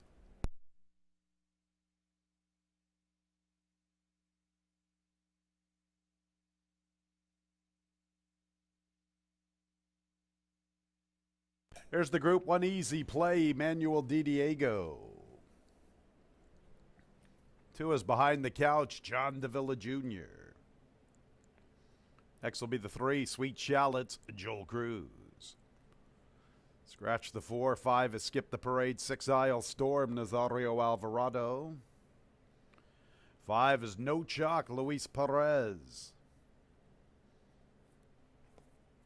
No Chalk's the favorite, 4 to 5. Perez looking for a riding double. The pick 6 in about 4 minutes.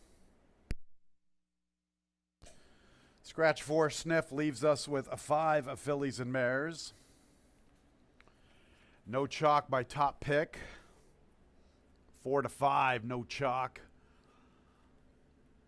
The victory two-back was pretty good on that sealed sloppy racetrack. Once again, was anticipating just a tad more rain than we are receiving this afternoon.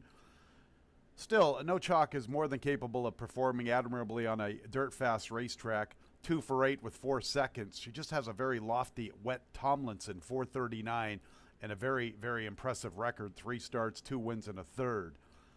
So she might be just a tad better on a sealed racetrack, but she's pretty good. And if you're willing to forgive her most recent race on the 12th of July, I don't really have a lot of excuses for her that afternoon. She's definitely the one to beat in this spot. She was good enough to beat Gone and Forgotten on the 14th of June. Could not beat Gone and Forgotten once again on the 12th of July, but she's run some big races. Last year, she almost won our Niagara, ran huge in defeat to Eros's Girl, came back and was powerful in allowance N3L. She looked good winning on the 14th of June, as I mentioned. A good second to both Guns Blazing and Toscanova Beauty. She's a pretty good one for Matiz Racing and Zal Iorio. Luis Perez looking for a riding double. She's even money. The price is a little light, especially with the presence of the 2 Behind the Couch. You know, Behind the Couch in the similar condition on the 26th of June, she was 3 to 5. She didn't run that day. She broke slowly. She was 7 deep up the backstretch, 6 wide at the quarter pole. Forget it. You cannot overcome those deep, deep journeys through the turns here at Finger Lakes. You have to be able to save ground. She will save ground today. And the way she was victorious on the 16th of May, she's the one on the board right now offering some value at 4 to 1. 6 for 50 in her career, but most of that was in the tougher Maryland circuit. Her 2 starts here, she has been the favorite on both occasions, and she looked awesome on the 16th of May. If I'm going to try to beat No Chalk, she makes the most sense to me. Once again, anticipated more rain, which I thought would have really helped Isle Storm, 2 for 4 on a wet racetrack. Isle Storm is very, very quick. She got pretty good last year when she was ventured in for $11,000. She looked good winning on the 26th of October last year to conclude her 4-year-old year in that first state bred. This is her 3rd start off the layoff, and she brings good speed from the far outside. Then I looked at the 3 Sweet Shallots. She's been running pretty good races this year, as has the 1 Easy Play, not really giving her much respect. You can never underestimate a sharp animal, and Easy Play is pretty sharp. It's a pretty good race here, the 3rd. It starts our pick 6. No Chalk, a big favorite at 3 to 5. I think the 2 Behind the Couch is the one to take a look at her nice price of 9 to 2. We shall see. 3rd race starting our Tuesday pick 6 in a couple of minutes.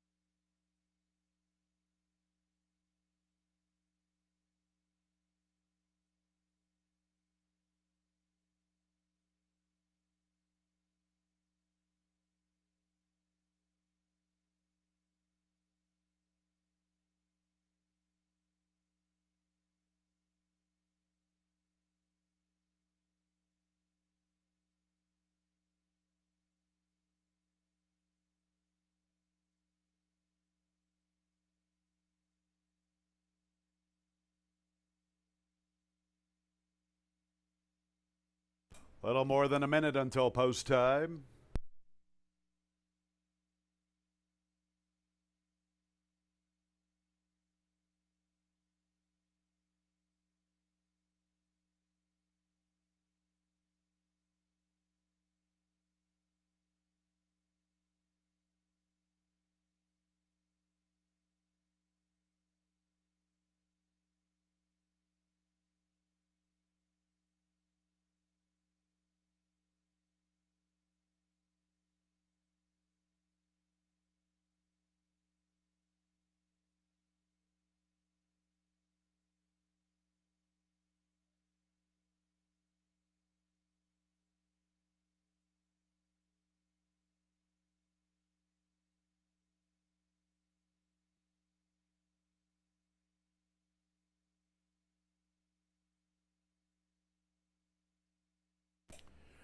It's post time for the third race. Big favorite 5, No Chalk, 4-5.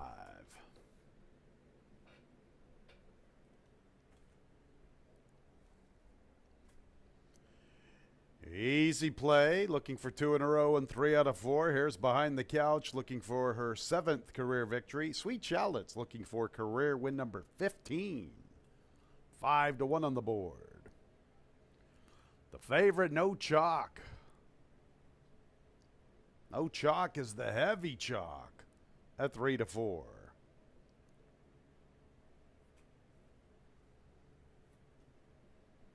And then Elizabeth Hendy's Isle Storm.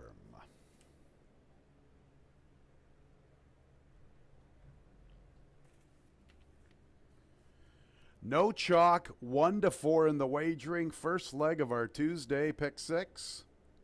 5 fillies and mares at the post.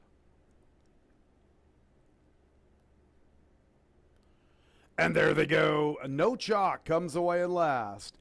Isle Storm and Easy Play begin the best, and here's Behind the Couch striding into third. Sweet Shallots has the 4th position, and No Chalk is the last of the quintet. Easy Play very sharp, quicker than Isle Storm. Behind the Couch is a little less than 2.5 off the lead along the inside. More than 3 lengths back to Sweet Shallots, joined by No Chalk advancing into the 4th spot with momentum heading into the turn. 22 seconds. Good opening quarter from Easy Play. Here's Behind the Couch making her move for second inside of Isle Storm. No Chalk's beginning her run. Easy Play sharp, building up nearly 3 lengths. Isle Storm, No Chalk with momentum from the far outside. Behind the Couch gets to save ground through the turn. Easy Play, very, very quick early. Took it right to Isle Storm. Now she has to deal with No Chalk from the outside. Easy Play responding. No Chalk trying to wear her down to the outside. Easy Play is tough with the lead. Not going to beat her at 7-1. Easy Play, sharp these days. No Chalk second, then Isle Storm, and Behind the Couch, not much run from her in 4th.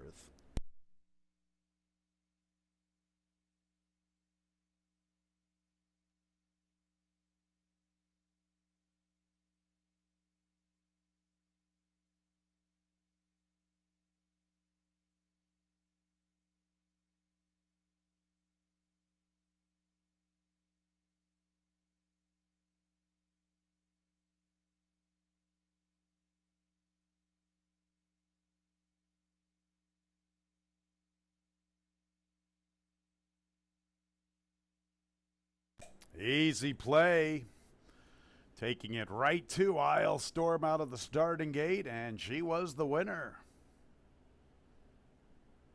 Pretty sharp these last 4 races from Easy Play. 7-1 for all of her believers. 5 No Chalk, the big favorite second. 3rd place 6 Isle Storm. 4th place 2 Behind the Couch. Hold all tickets 1 minute 5 and 17/100ths.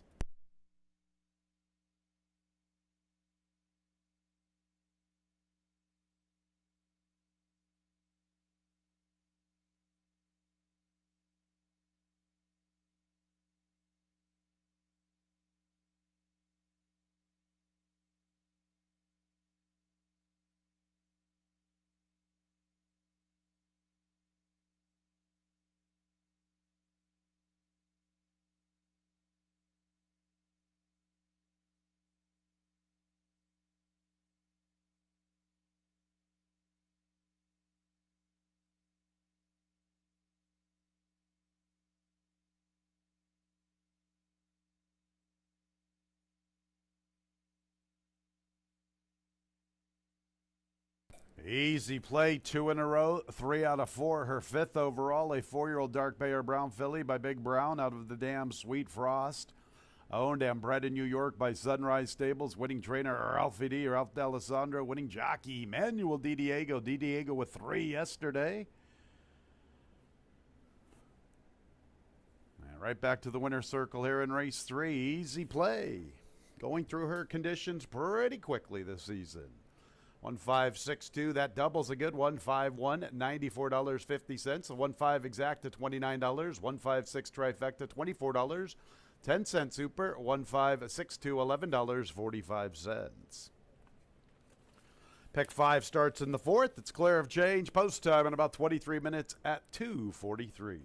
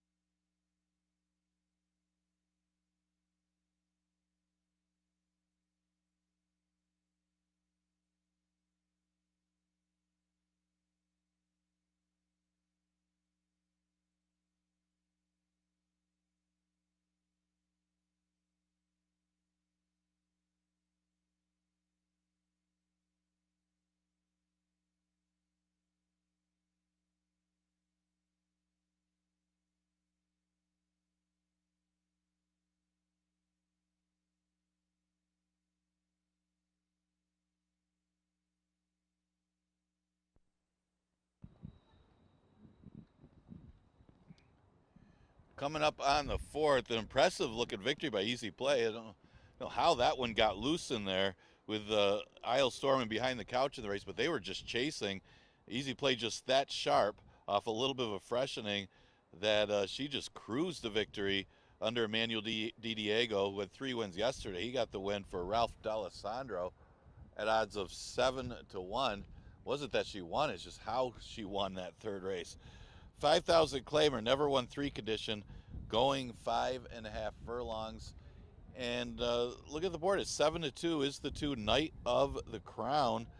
This one was competitive in sprint races at the 11-9 level, hit the board in all 3 starts at the 11-9 level earlier this year against some tough customers, Bustin Pietre and then a couple Paul Barrow trainees, Wahil and Devil or Angel. Wahil came back to win. Devil or Angel is a multiple winner this year. And then Lucky Manny ran against him last time in the route. And he didn't run that badly. He made a move and just flattened out, maybe not quite getting the distance that day. First time going long since October. Well, turns back here, but the big thing is not so much the turn back, but it's the drop to 5,000. And any of his previous races going short would be good enough to be first or second against this group. And he's at odds of 7-2. Probably go off lower than that. Vinny 2 Cents, man, did this horse ever wake up last time.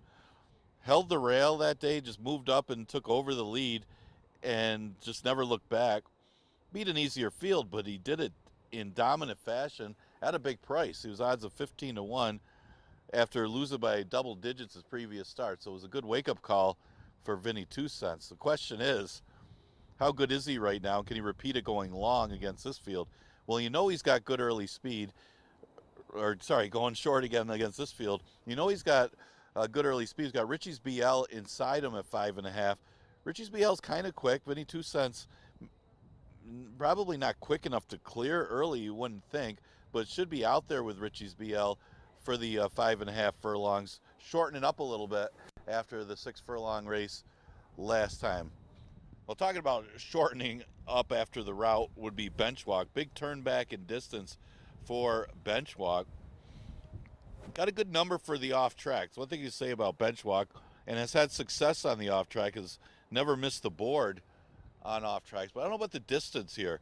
5.5 furlongs seems a little short for bench walk, but maybe the off track is an equalizer because of the success he's had on it in the past.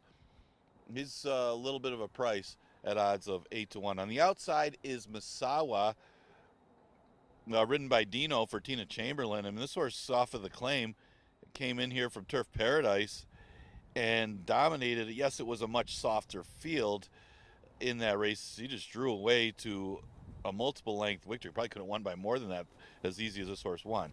So we'll get tested today. Stays at the same distance at 5.5 furlongs.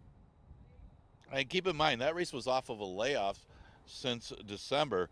So if he's even sharper today, maybe he could step up and run well against this field. He certainly got some off-track breeding, and plus has performed well on it. His last victory was over a good racetrack. So Misawa, off the numbers, definitely plays in here and is getting some action at odds of 3-1. So if we start the pick 5 with race number 4, Exacta Try, Super, and Daily Double also available here.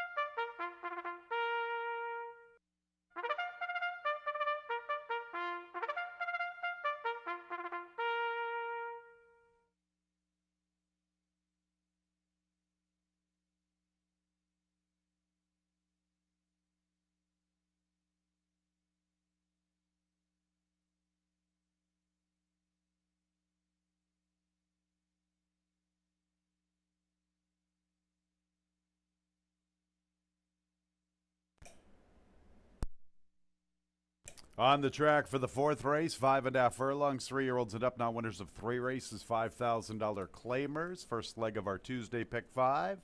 Race 4 is clear of change. About 4 minutes until post time.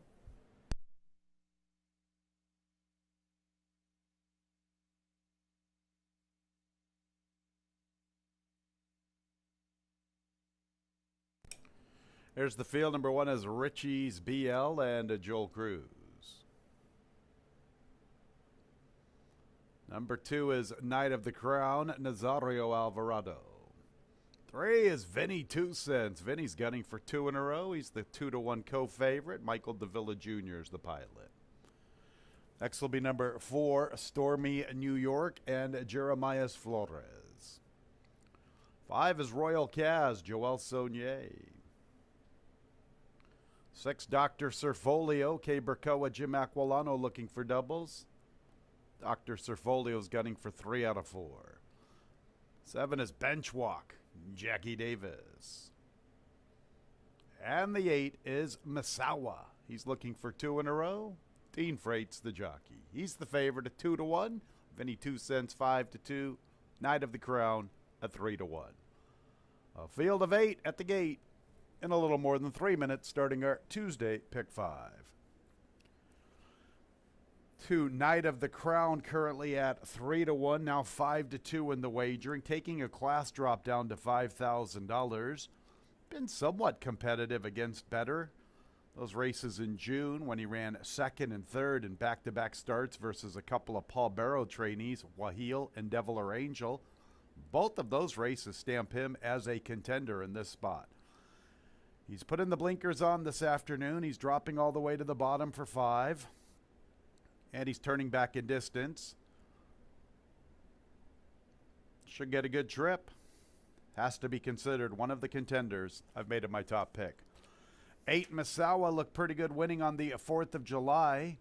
Here's a horse who only had 2 registered or 2 recorded workouts from early December until that 4th of July run. But despite the inactivity in the morning, this horse was huge in the afternoon.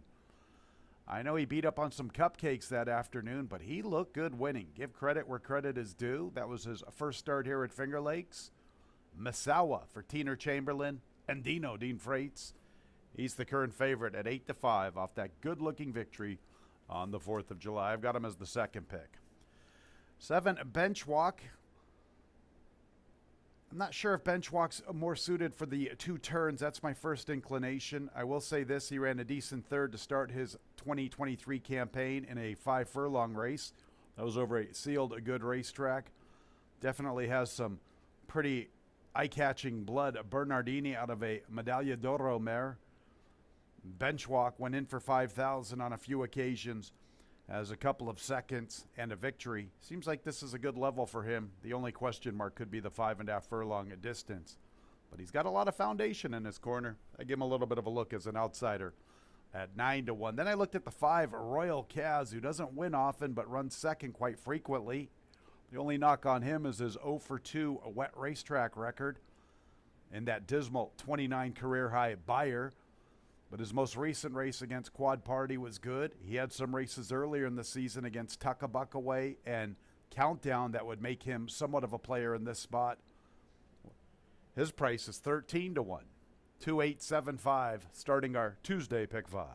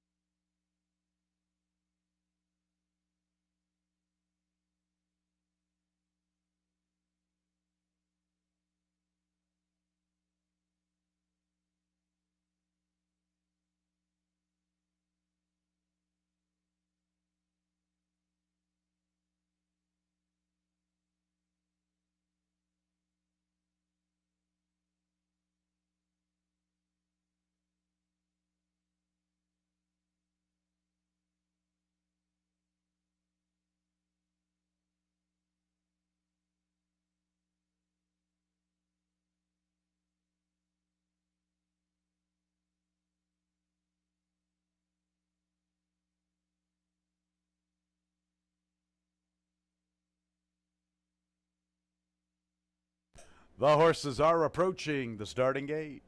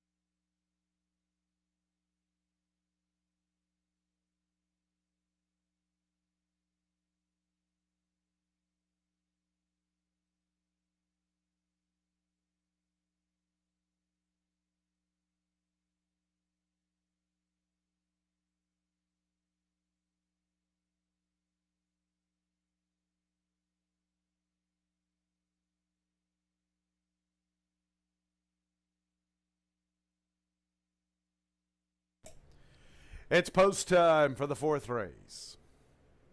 8 Masawa off that good-looking 4th of July victory is the big favorite at 6-5. 2 Knight of the Crown on this nice class drop. Second choice 3-1. Working on long shot Richie's BL.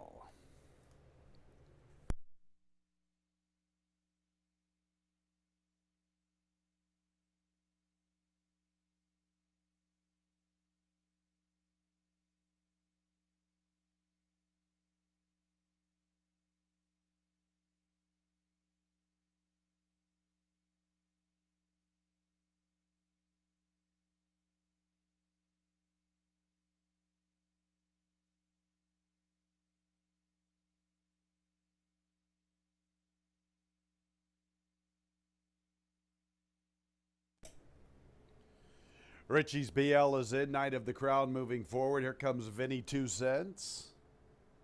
Galliano Stables and Louis Gutierrez, Vinny 2 Cents. Stormy New York.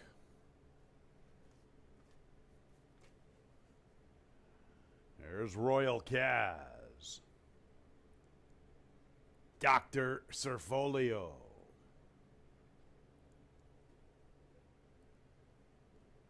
Benchwalk. And the favorite, Masawa. Masawa 6-5, Knight of the Crown at 2-1, ready for the Tuesday pick 5. And there they go. Vinny 2 Cents straight to the lead. Once again, Knight of the Crown is showing a little bit of pace from his inside. Stormy New York comes away running in third. Dr. Surfolio and Royal Kaz are going with him. Masawa's in the 5th or the 6th position through the early stages, 6 or so from the front. From the inside, Richie's BL, no pace from him. At the tail is Benchwalk. Knight of the Crown inside of Vinny 2 Cents. Royal Kaz, a nice tracking trip. He's about 2.5 or 3 off the lead past the 3/8. It's a break of at least 3 lengths to Stormy New York with Dr. Surfolio. Masawa's deep on the track. Nothing from Richie's BL. Benchwalk's at the back. Vinny 2 Cents from the inside, Knight of the Crown. And here comes Royal Kaz beginning his move to the outside.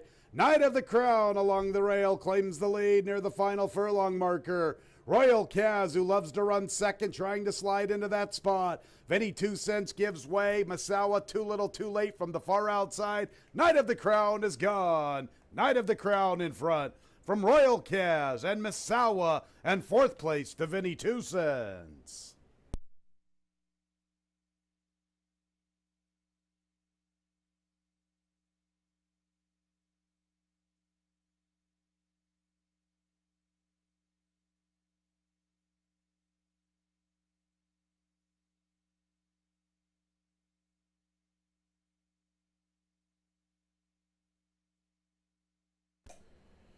To Knight of the Crown made a lot of sense on paper. He is the unofficial winner as the second choice, 2-1. 5 Royal Kaz, another second place finish for him in his career.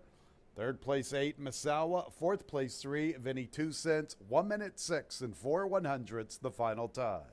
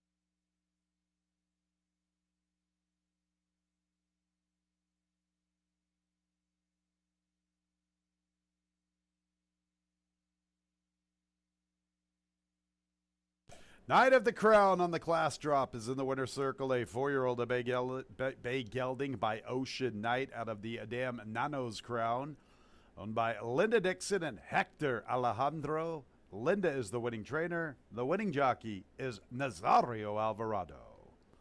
The winner was bred in Florida by Martin and Emily Goodall. And race 4 is official.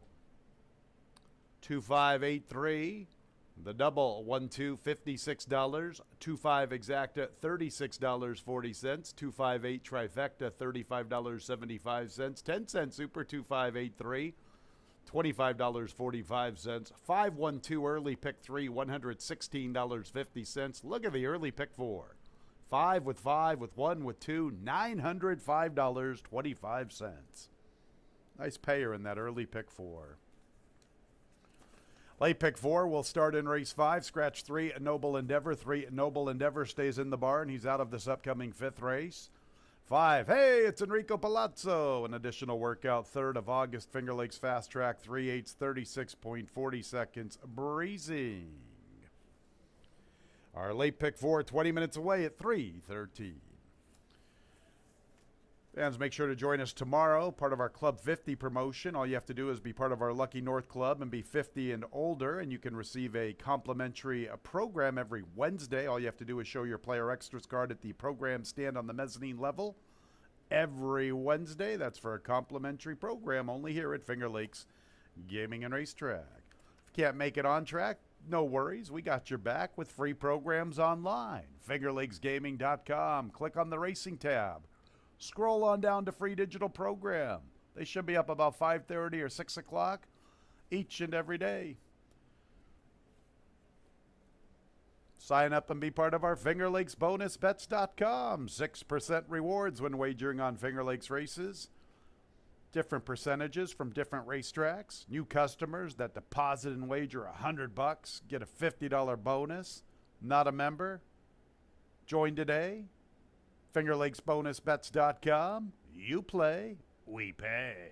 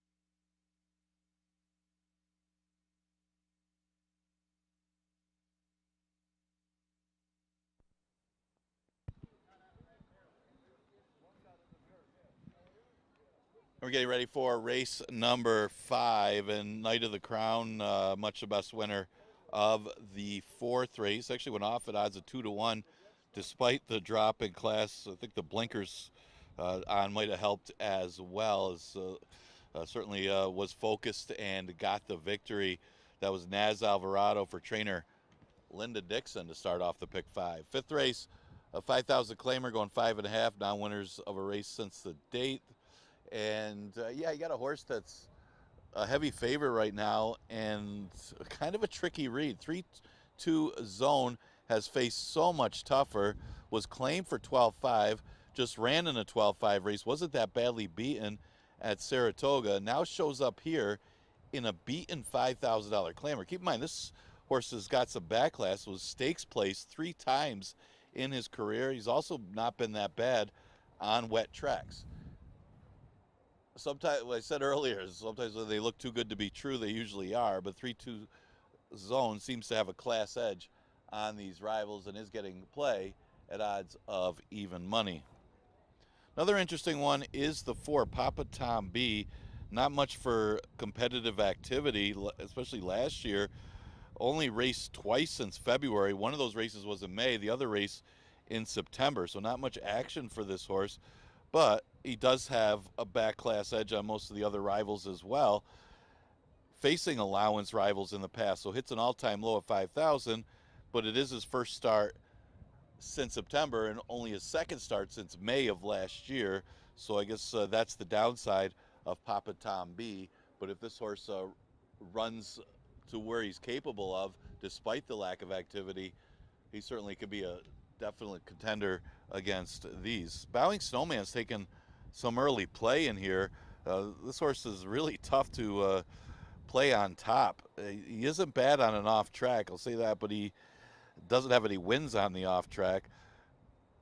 Does have a couple wins at the distance. Maybe this is his best distance, but he's had no excuse in a couple of his starts, at least recent starts. But it is a competitive spot for Bowing Snowman. Definitely a top 3 threat, but you have to have a lot of faith in this horse to bet him on top. But he is getting a lot of early action at odds of 2-1. Another interesting one is the 6 Bustin' the Rules.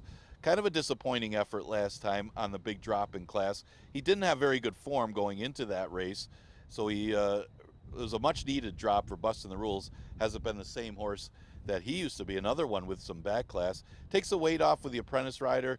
It takes another shot at the bottom level. So 5th race, we start the late pick 4. Exacta Tri Super and Daily Double offered. Scratch the 3, Noble Endeavor.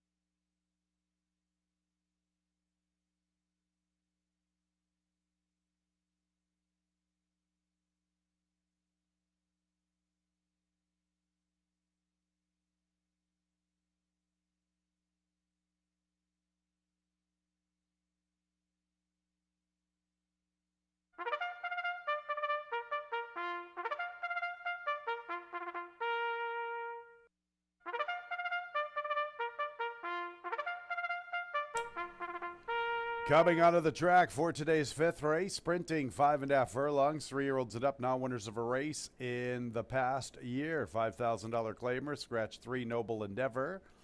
5 Hayet's Enrico Palazzo with that additional workout 3rd of August. Finger Lakes Fast Track that morning, 3/8, 36.40 seconds breezing. This is the first leg of our late pick 4 and post time in a little more than 4 minutes.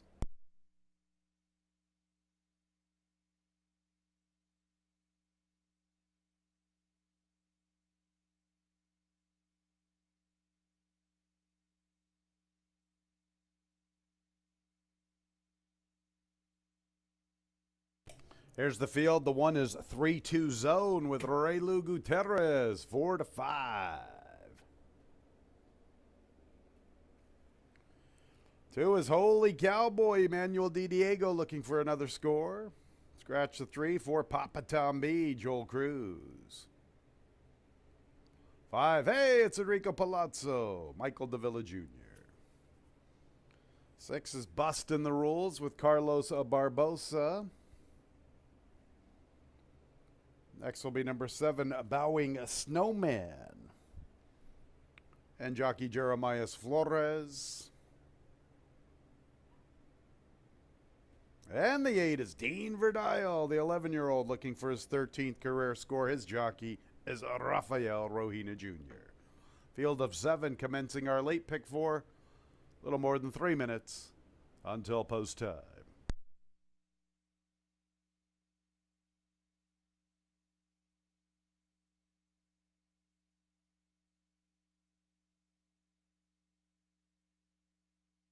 Late pick 4 time, and we have a very, very short-priced favorite, the 1-3-2 zone. I'm going to talk about him momentarily. I had to make him my second pick, and too many question marks with this huge class drop for this big favorite. So I owed it to myself to go searching for a viable alternative. And that wasn't easy here in the 5th.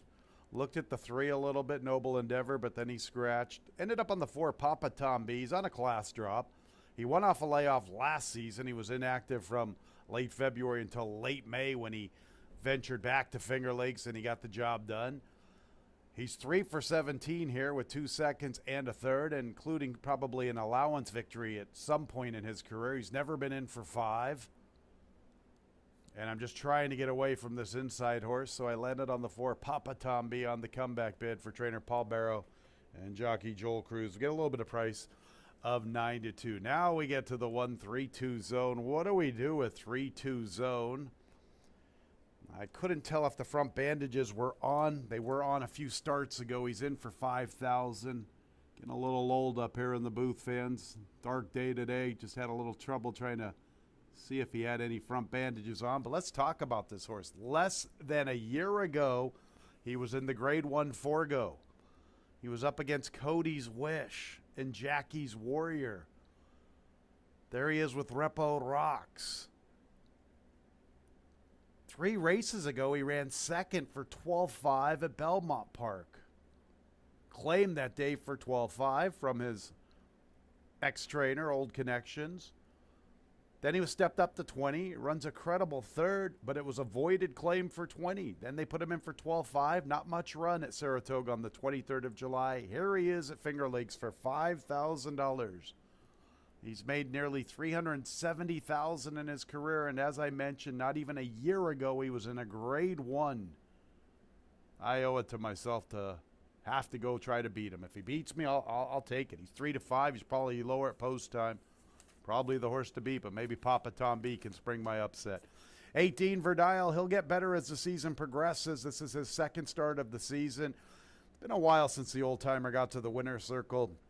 But for all of us that have been here at Finger Lakes for many, many years, we've seen Dean Verdile run some big, big races over the years, and hard not to root for these salty old veterans like Dean Verdile, an 11-year-old looking for his 13th career score. 7, Bowing Snowman. Getting a price, I guess, today. He's 3-1. He's been odds on, 2 back. He was even money last time. He's going to give you a thrill. The question is, will he hang on? He hasn't been able to in quite some time. I've been wanting the blinkers to come off this horse. Hasn't been the case. 3 for 30 with all those seconds and thirds. I'll put him underneath. 3-2 zone. What do we do with him to start our late pick 4? He's 3-5 on the board.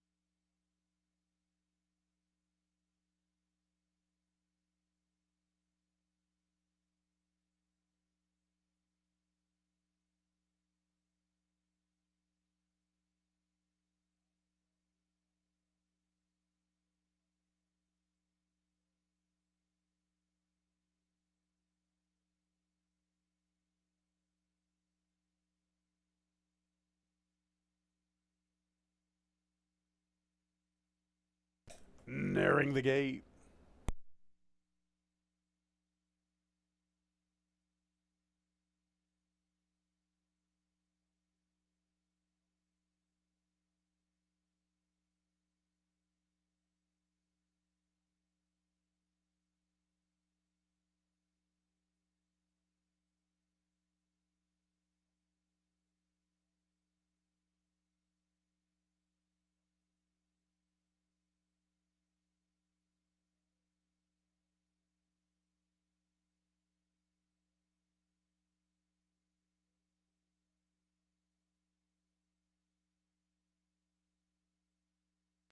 It's post time for the 5th race. Start of our late pick 4.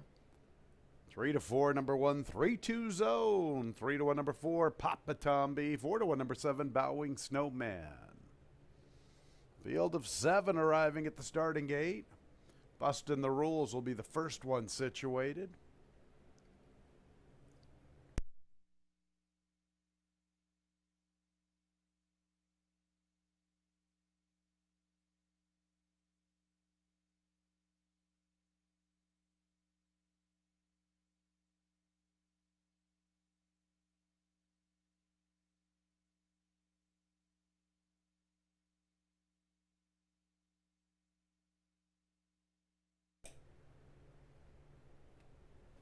Busting the rules is in.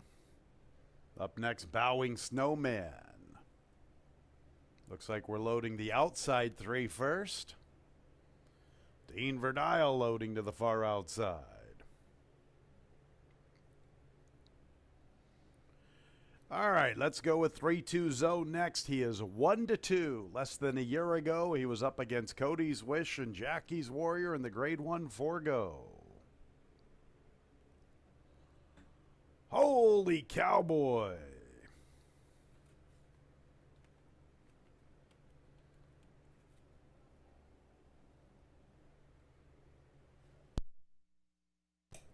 Papa Tomby on the comeback bid.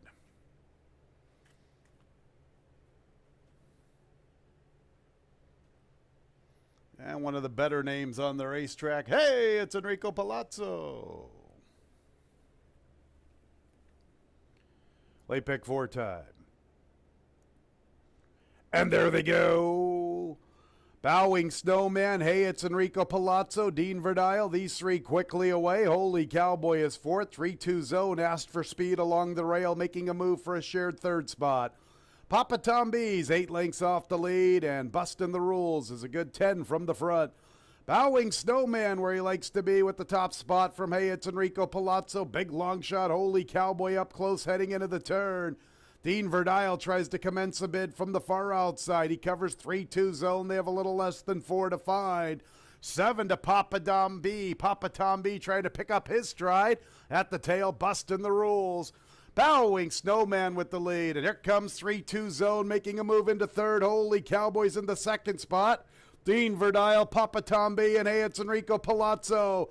Is today the day for Bowing Snowman? He has the lead at the 8th pole. Bowing Snowman strong with the lead. Can he get there? 3-2 zone picks up his stride. Too little, too late. Bowing Snowman. Good for you, buddy. He's going to get home in time.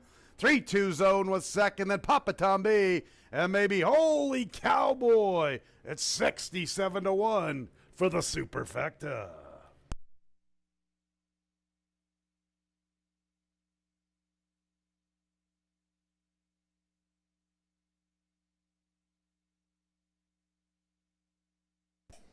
Nice horse to root for, Bowing Snowman.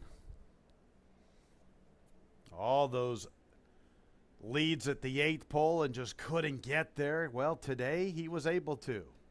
And against a horse on a big class drop, his other main competitor, his first start in 2023. So Bowing Snowman had a few things working in his favor this afternoon in the 6-1 upset. 1 minute 5 and 82 100ths. The 1-3-2 zone, second. Third place for Papa Tom B. Need a photo for fourth. Hold all tickets.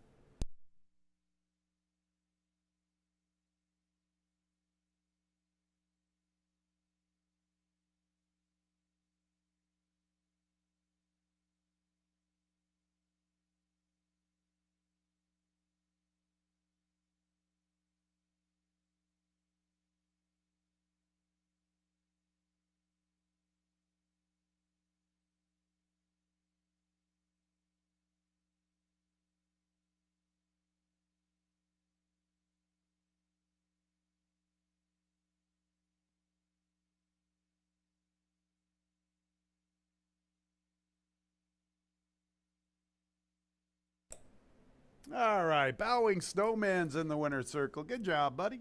5-year-old bay gelding by Lauban out of the dam, Wild and Windblown. Owned by Thomas and Linda Muller.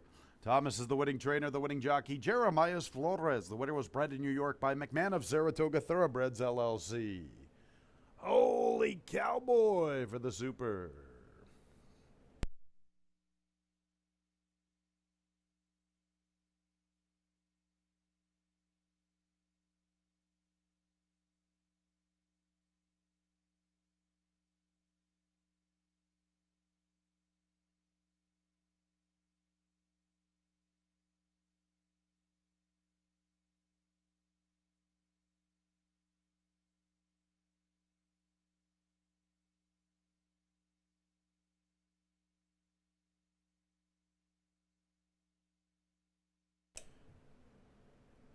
Race 5 is official, 7142.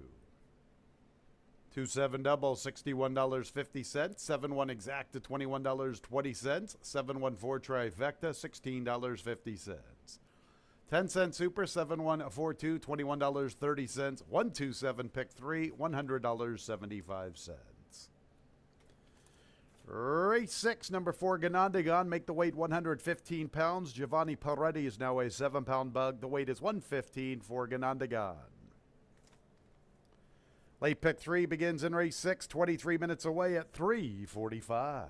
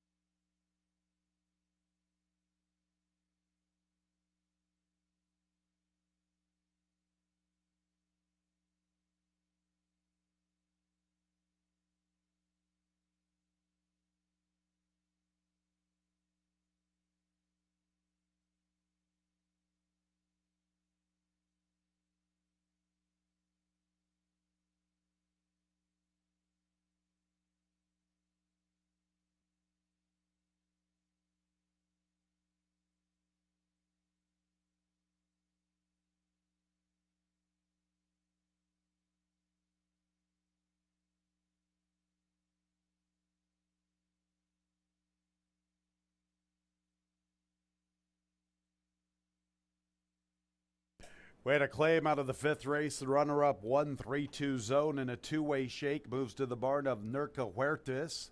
New owner Elame Moreno. The runner-up 1-3-2 zone claimed from the fifth race. New trainer Nurka Huertas, Elame Moreno, the new owner. A two-way shake number 1-3-2 zone from race 5.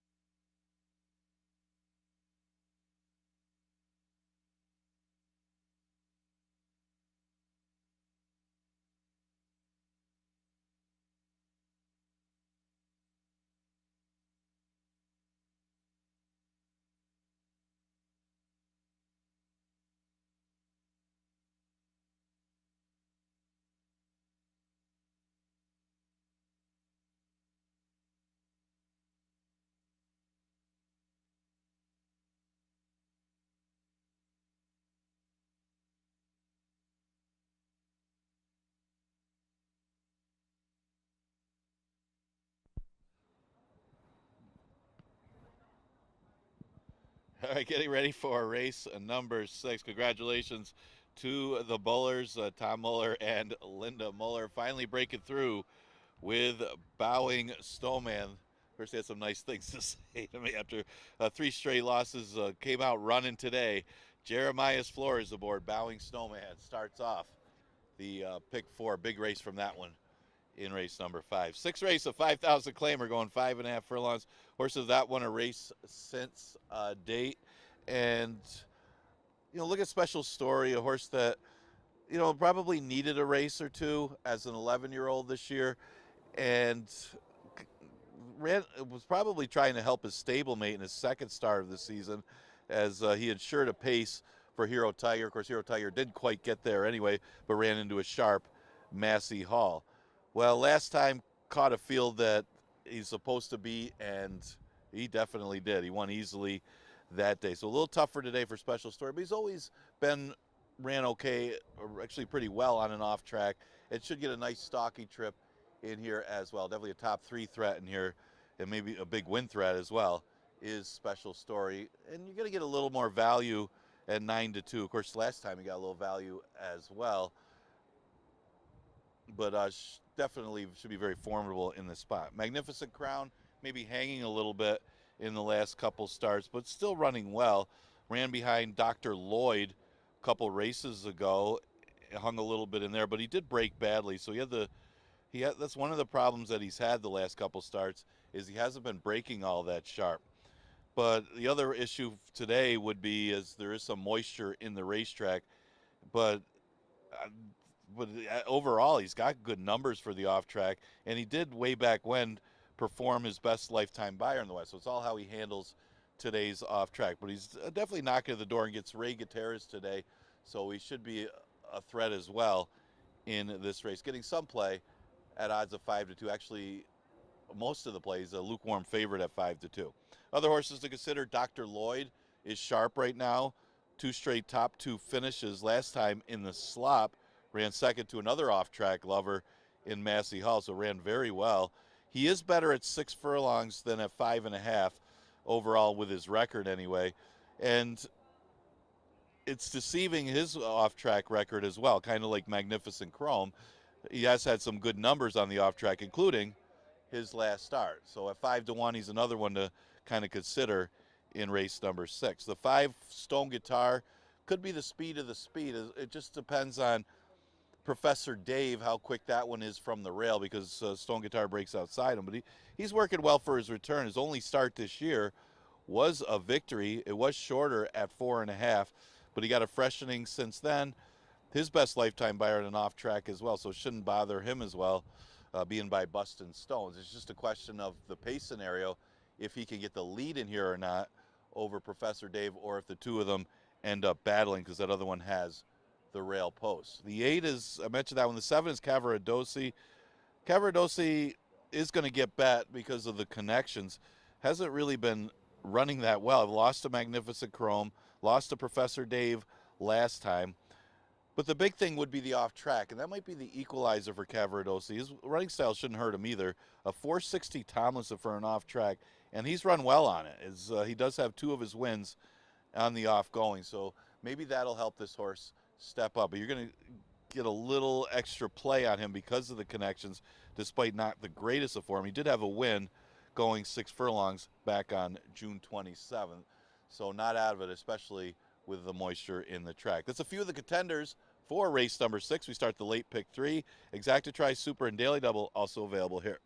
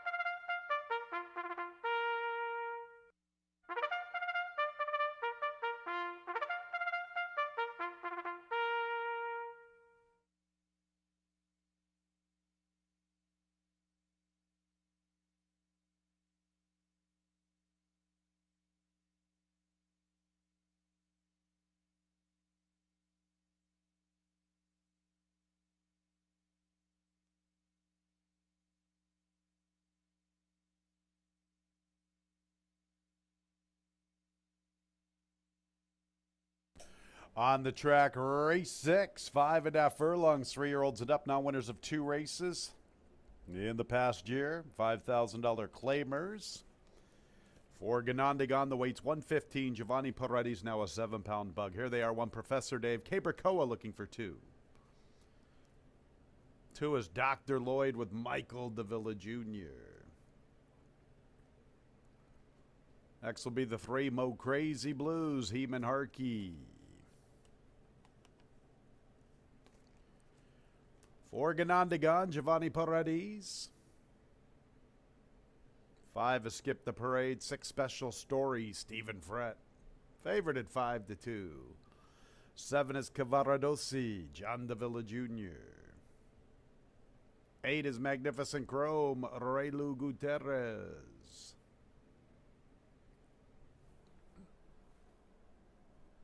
8 also Skip the Parade, I believe. 5 Stone Guitar with Jeremias Flores. Jeremias looking for back-to-back winners. And once again, the 8 Magnificent Chrome with Reylu Gutierrez. Racetrack remains good. However, it has been sealed. We have sealed the racetrack for the 6th and post time in about 3 minutes. This race will start our late pick 3.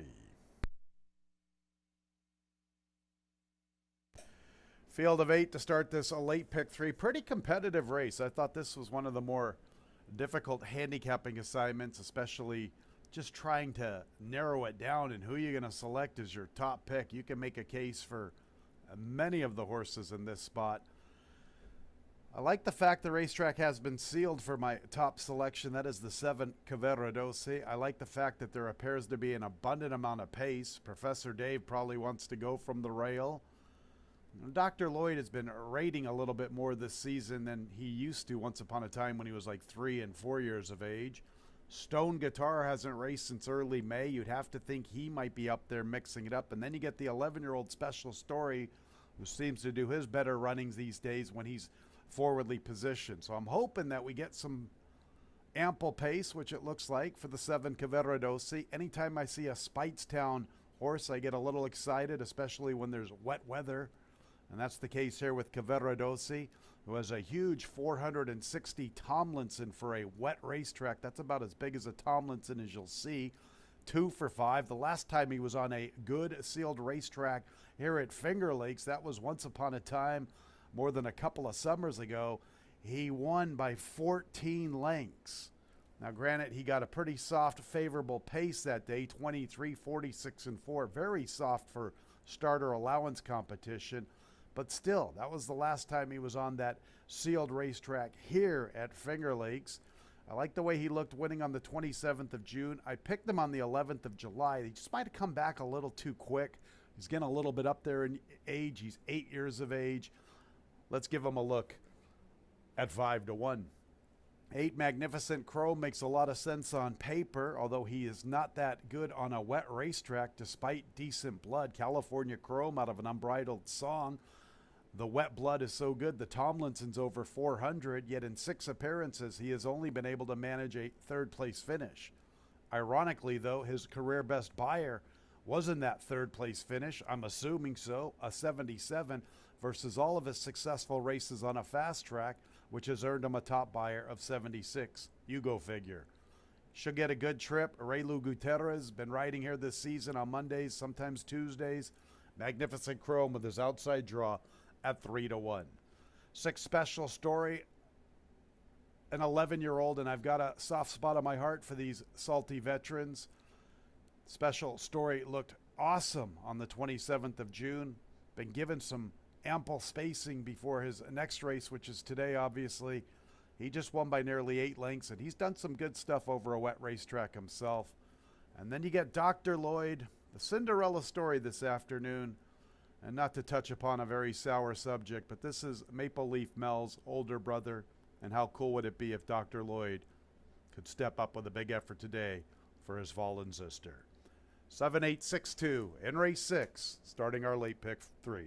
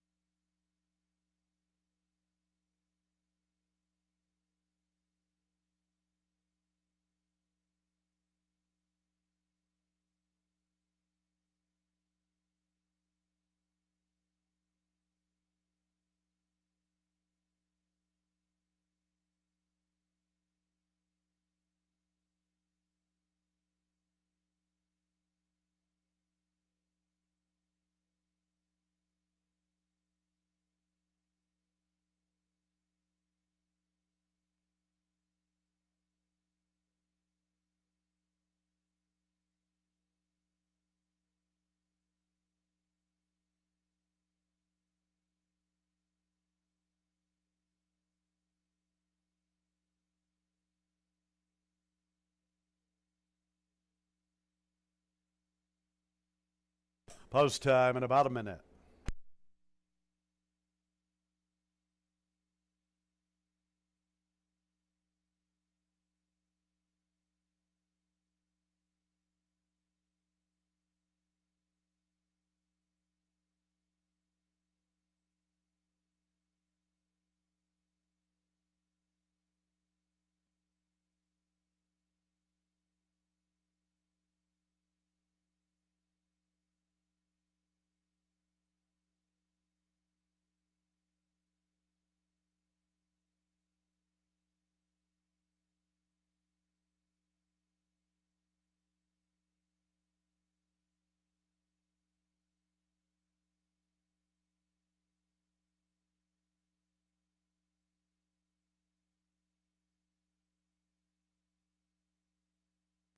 It's post time for the 6th.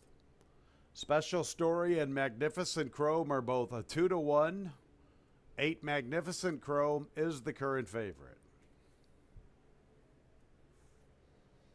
A field of 8 at the gate. Professor Dave is the first one in. And here comes Dr. Lloyd.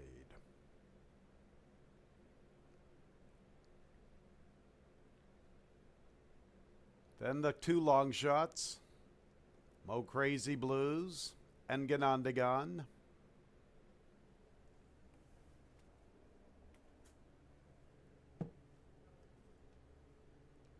There's Stone Guitar.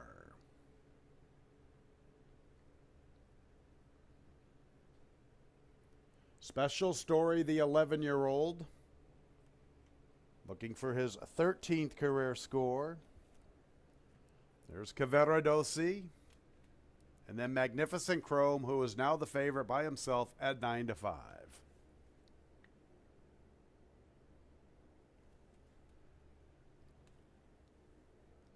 Ready for our late pick 3.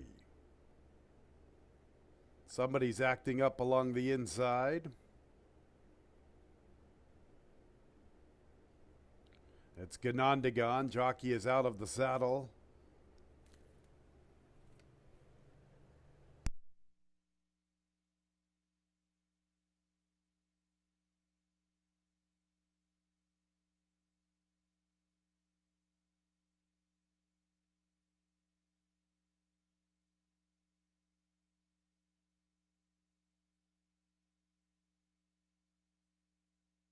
Backing Ganondagon from post position 4, backing him out of his respective post.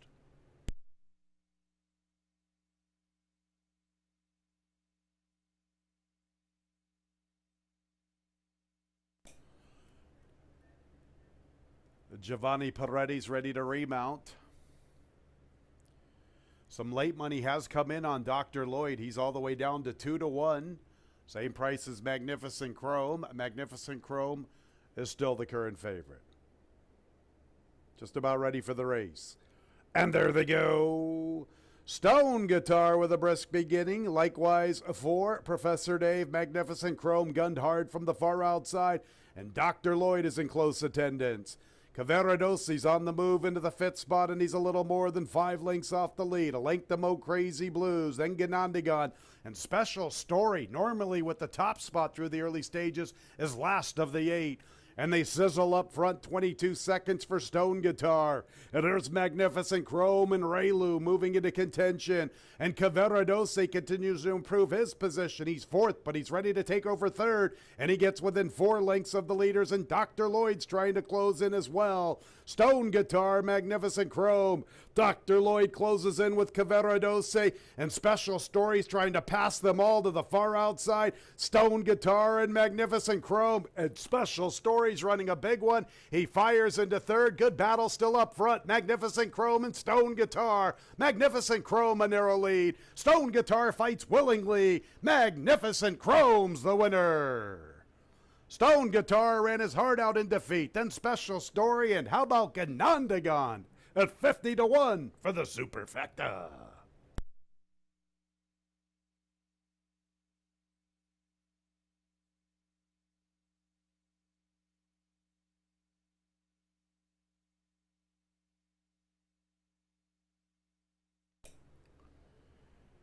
One minute 7 and 22 100ths. Heck of an effort by Stone Guitar. Magnificent Chrome. The 2-1 post-time favorite, eventually getting the better of Stone Guitar. Numbers have not been posted. Make sure to hold all tickets.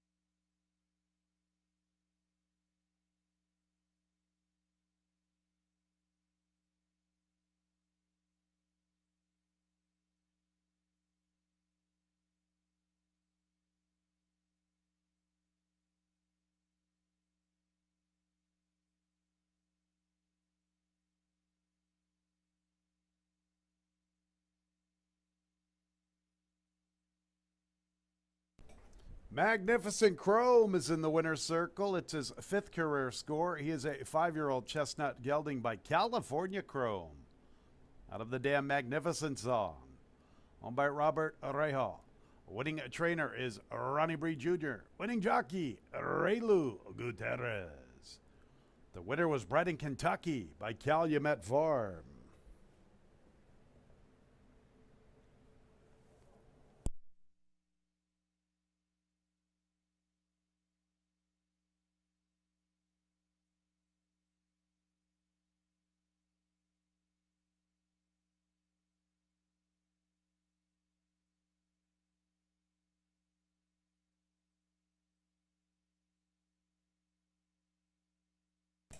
And race 6 is in the books officially, 8-5-6-4. The double 7-8, $35.20. 8-5 exacta, $65.50. 8-5-6 trifecta, $62.75. 10-cent super, 8-5-6-4 is worth $188.25. Couple more races to go on the Tuesday card. The 7th race will begin the late daily double. Number 3, Mass Appeal, has an additional workout. 4th of August here at Finger Lakes. Track was fast that morning. 3/8, 37.10 seconds, breezing. 7th race in 21 minutes at 4:16.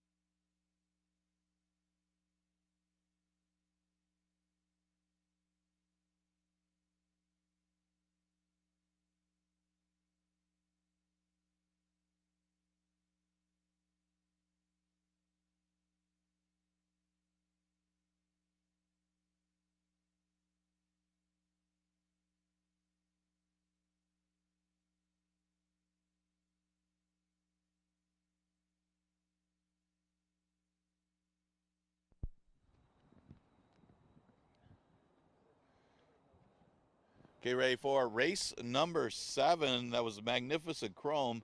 A little bumping there at the end. His Stone Guitar coming out on Magnificent Chrome, but he was able to get to the wire first under Ray Gutierrez. That horse had a pretty good numbers on the off track, but that was his first actual win with the off going after they sealed the racetrack before that race. So Ray Lou gets the win for Ronnie Breed Jr.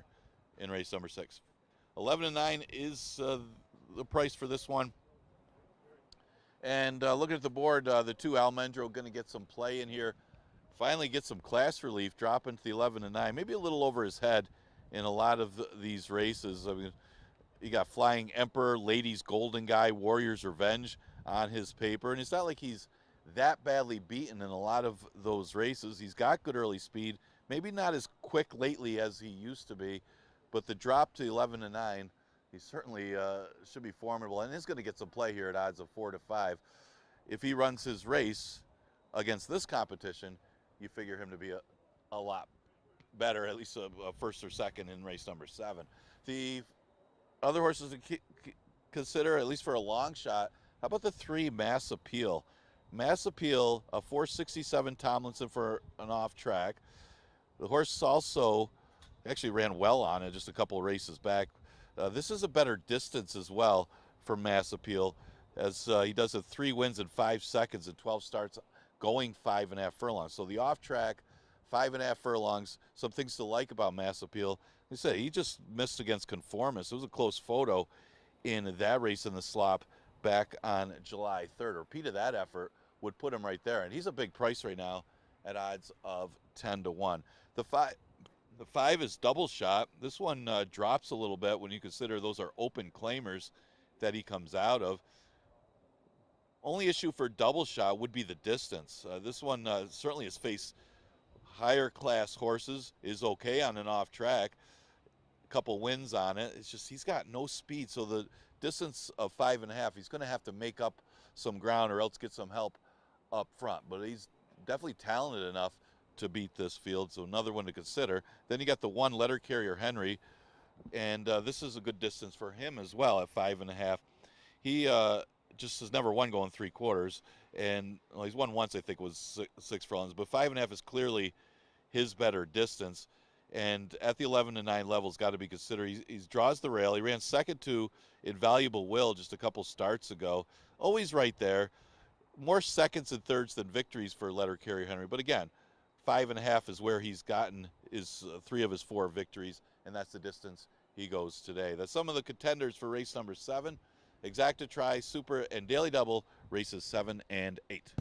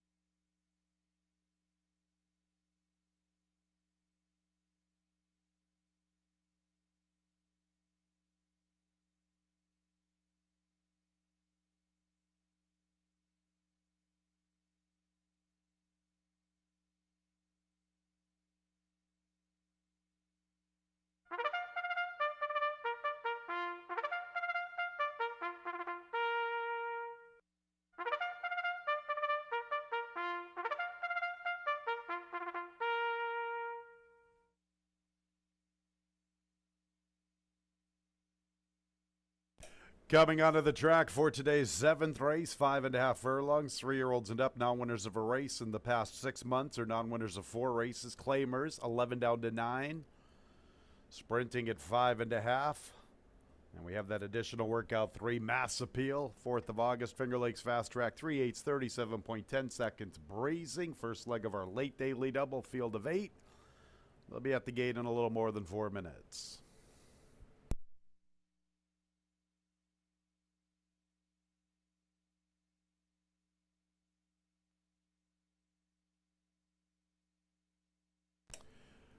Let's meet the field, beginning with the 1, Letter Carrier Henry. Jeremias Flores looking for another winner.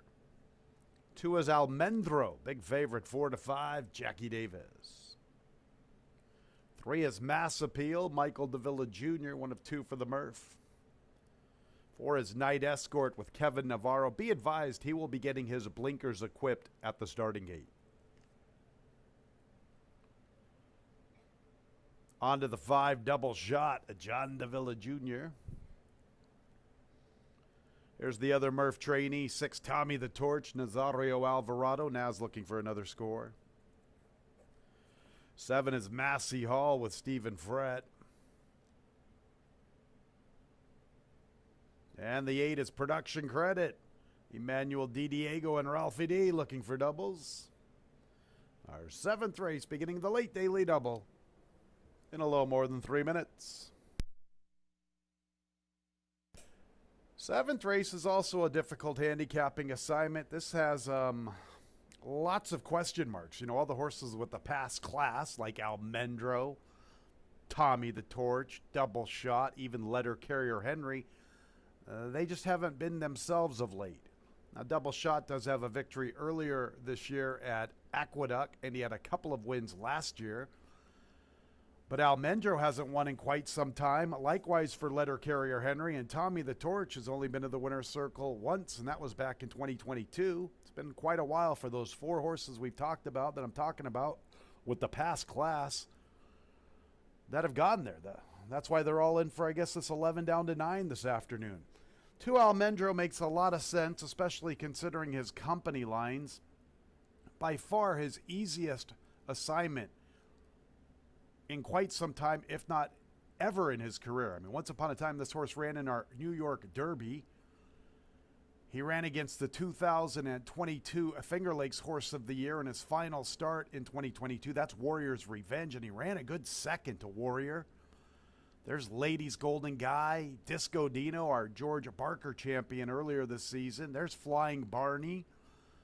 Then you see Cajun Casanova, and Banyan Breeze, and Flying Emperor. It's good company lines. And last time he just had no chance, fans. Lohengrin 2 made a mess of the turn. And Almendro's chances were absolutely just slaughtered right there. He had no chance. Carried so wide by Lohengrin 2. He might have been a player in that spot. I picked him that day. The price is absolutely way too low at even money. But this is a easy assignment for him. Easiest assignment for him in quite some time. You got to make him the favorite. I've made him my top pick. 7, Massey Hall. You're looking at Rodney Dangerfield, fans. This horse just runs some pretty good races. Likes an off track. Likes to win races. He's the lone Floridian. You got to love Floridians on an off racetrack. He's never been better. And I know you see all those $5,000 races. You never want to underestimate a sharp equine, and that's the case here with Massey Hall, a horse who never gets a lot of respect, but usually turns in a pretty good race. I'll give him second. After that, I looked at the 5, Double Shot. You know, Double Shot was good enough to win a State Bred 25 over a good sealed racetrack on the 19th of January at Aqueduct. I guess the question mark could be the 5.5 furlongs distance. Seems like this horse is better going 6.5 and 7. But, you know, when you're running up against those salty Naira horses, this spot is pretty logical for him. And maybe he'll come out running. He does have some good races on a wet racetrack. 9 starts on wet racetracks with 2 wins and 2 seconds and a third. He's 7-2. After that, I looked at the 8, Production Credit. I think this horse is much better on a wet racetrack than he is on a fast racetrack. I loved his effort against Miami Chrome on the 14th of June. We'll see how he fares. This is a pretty tough spot. I'll tell you what, for 11-9, it's about as good as it gets. Some question marks with all the past classers. Some sharp horses stepping up in class. It's a good race, fans. It starts our late double in a couple of minutes.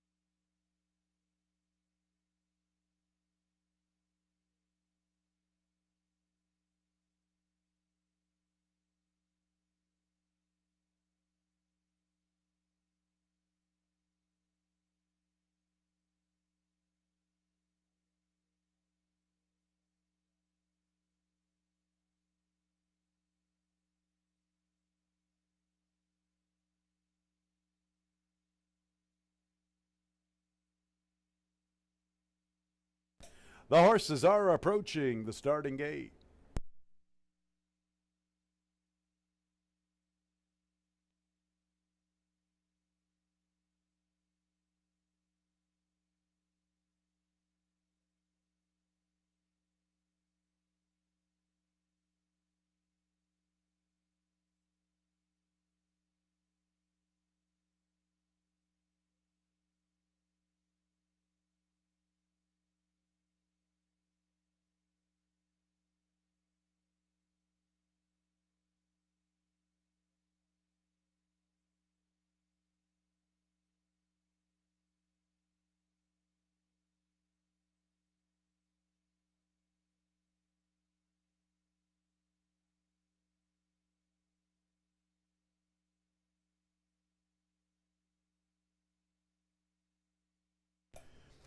It's post time for the 7th race. Number 2, Almendro, the favorite on the board at 4-5. 5 double shot, the second choice at 3-1. Field of 8 at the gate. Double shot is the first one in. Here's Letter Carrier Henry. Almendro.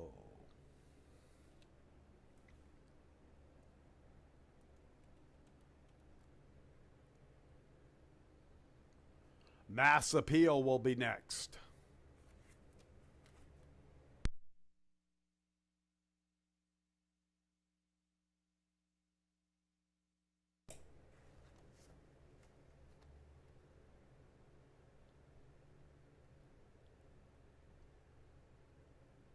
Night Escort.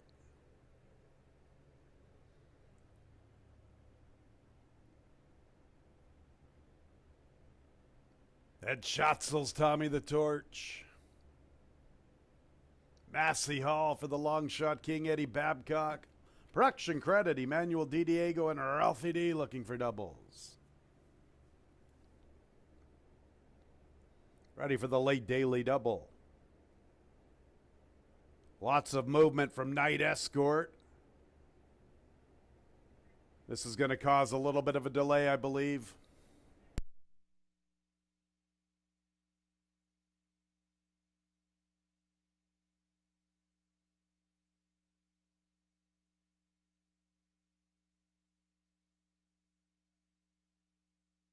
Fans, we do have a late scratch number for Night Escort. For Night Escort is a late scratch on advice of the track veterinarian and by order of the stewards. Refunds, win, play, show wagers, exacta, trifecta, superfecta wagers, and the late double. Concerning our pick 6, our pick 5, and our late pick 4, you will automatically receive the post-time favorite, a consolation version of the double that started in the 6th, and a consolation version of the late pick 3. So we have a late scratch for Night Escort from this upcoming 7th race.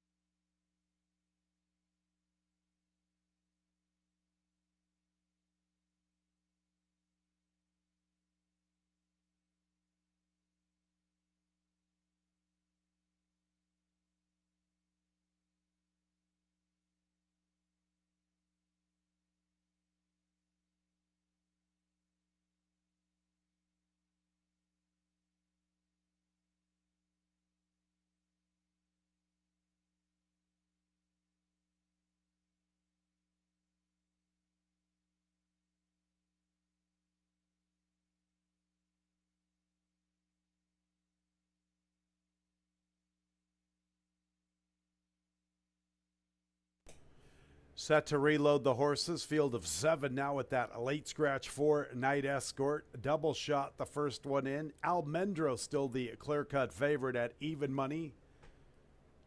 So it looks like substitutions will work through number 2 Almendro, the clear-cut favorite. Double shot is in. Letter carrier Henry, the favorite Almendro. Here's Mass Appeal. All right, Tommy the Torch, Massey Hall, and Production Credit, the last 3 to load.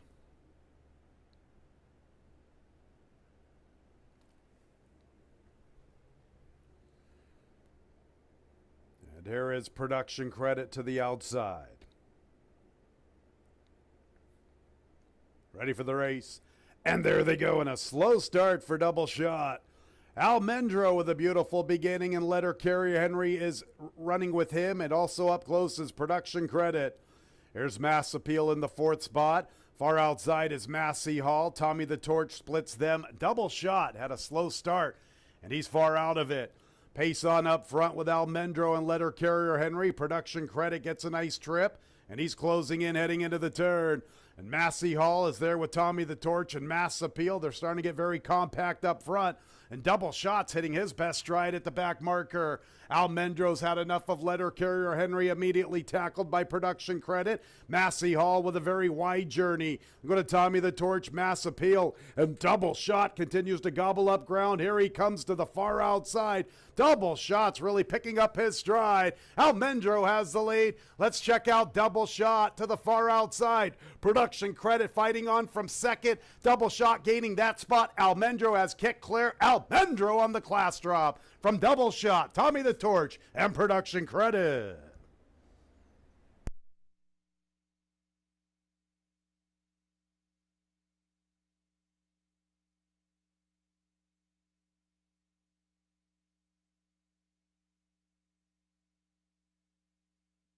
Two is the winner, Almendro, even money, 1 minute 5 and 54 100ths.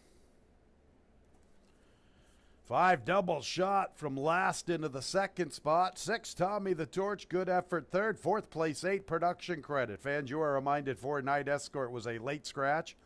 On advice of the track veterinarian and by order of the stewards, substitutions work through number 2 Almendro, the even money post time favorite in the 7th.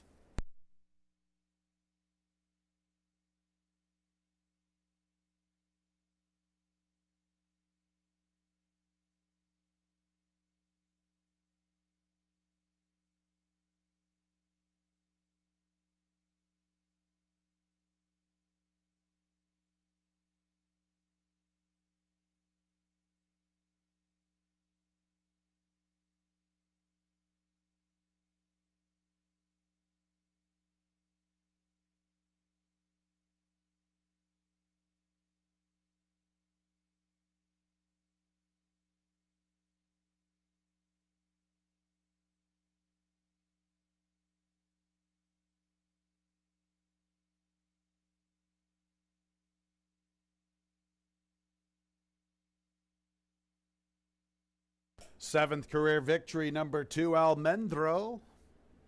Good-looking winner this afternoon on this class drop. He is a 7-year-old bay gelding by Bustin' Stones out of the dam Roman Renegade. Owned by Amapola Racing Corporation. Winning trainer, Stephen Eubink. Winning jockey, that girl, Jackie Davis.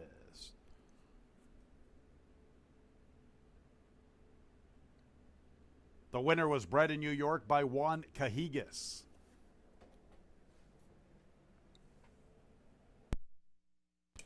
Seventh race is official. 2-5 is 6-8. 8-2 double, $17.80. 8-4 consolation double, $7.10. 2-5 exacta, $16. 2-5-6 trifecta, $26. 10-cent super, 2-5-6-8, $25.60. One more race to go on the Tuesday card. Scratch 1, 4 quarts. Jockey change 5 scouting party to Jeremias Flores, the nightcap, in about 20 minutes at 4:48.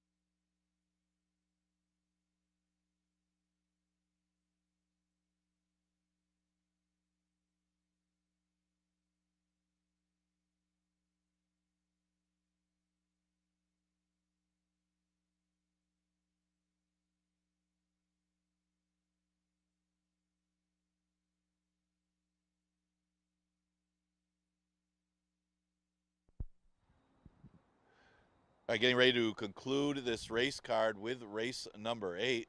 It's been a cold, fall-like day today, but one thing's true is some of these horses figured to run well in the off-track, figured to run better than the competition. I think Almendra would have beaten that field on any racetrack. What a difference the class drop makes. Wasn't good enough to run with some of the contenders that he's been up against, with Kasia Casanova, Flying Emperor, Ladies Golden Guy. Not going to beat those horses, but these horses, big difference in class, and was able to get the win. Good to see Stephen Eubank. Haven't seen his name in a while in the winner's circle. He gets that victory. Jackie Davis gets the win aboard Almendra, which is simply too good for those beaten claiming rivals. Okay, last race, another 11-9 race, but this is for maiden claimers, going 5.5. We did scratch the inside horse, the 1-4 Quartz. I'll start with the 6. She's an Arctic Queen. Probably lost her chance to win when she gave up the rail last time to Stormy's In Style. Still ran pretty well to be second. It was 6 furlongs, so they weren't that aggressive with her out of the gate to get the lead and get the rail, which was the place to be on that day. Same type of race here, not a ton of speed in the race, so she does have a chance to get the lead. And the big thing is, it's shorter, going 5.5 furlongs. She can be more aggressive. She can get the front end and could just simply be the speed of the race. And looks, if you just look at this race, she looks like the main speed, and this is the one they're going to have to catch. She should be awfully tough unless she stops on her own. She's at odds of a 9-5, probably be shorter than that. The 2 horses, Indy Symphony. This one does have some room to improve. She dropped to this level last time, but broke badly in that race and just dropped out of it. Has caught off tracks the last 2. This will be the 3rd time in a row, but very well bred out of a dam by Pioneer of the Nile. Got good numbers for the off track, but she has run on it the last 2 starts. There's been other variables that she's lost those races, but she does have some room to improve, making her 3rd start in another race that comes off a little bit of a layoff. The 4 is Irish Empress. She did face tougher when she was here before. It was a little further, 6 furlongs. Chased after Bustin' Roxy. Bustin' Roxy was absolutely lone speed that day. That one went into a speed duel early in the day. Short. This is another one that shortens up to 5.5. Doesn't look like she's as quick as she's an Arctic Queen, but that one's not. If that one's not as aggressive again, maybe she can hold the inside on that rival, as she did show a little bit of speed when she was here before, trying to chase after Bustin' Roxy early, but wasn't able to keep up with that rival. She does look like one of the ones that could be a threat if the 6, she's an Arctic Queen, doesn't have it. The 8 is Sassy Tallahassee, another one that gets some class relief. She drops out of maiden special weight, so that automatically makes her a player in for the tag, shortening up. She hasn't hit the board her 3 starts at 5.5, but you got to think the drop should help her cause. Another one that should be in the mix somewhere. I made her 4th. Exacta Try and Super offered in today's last race. We continue live racing Monday through Wednesday, so next live day will be tomorrow with that 1:15 first post.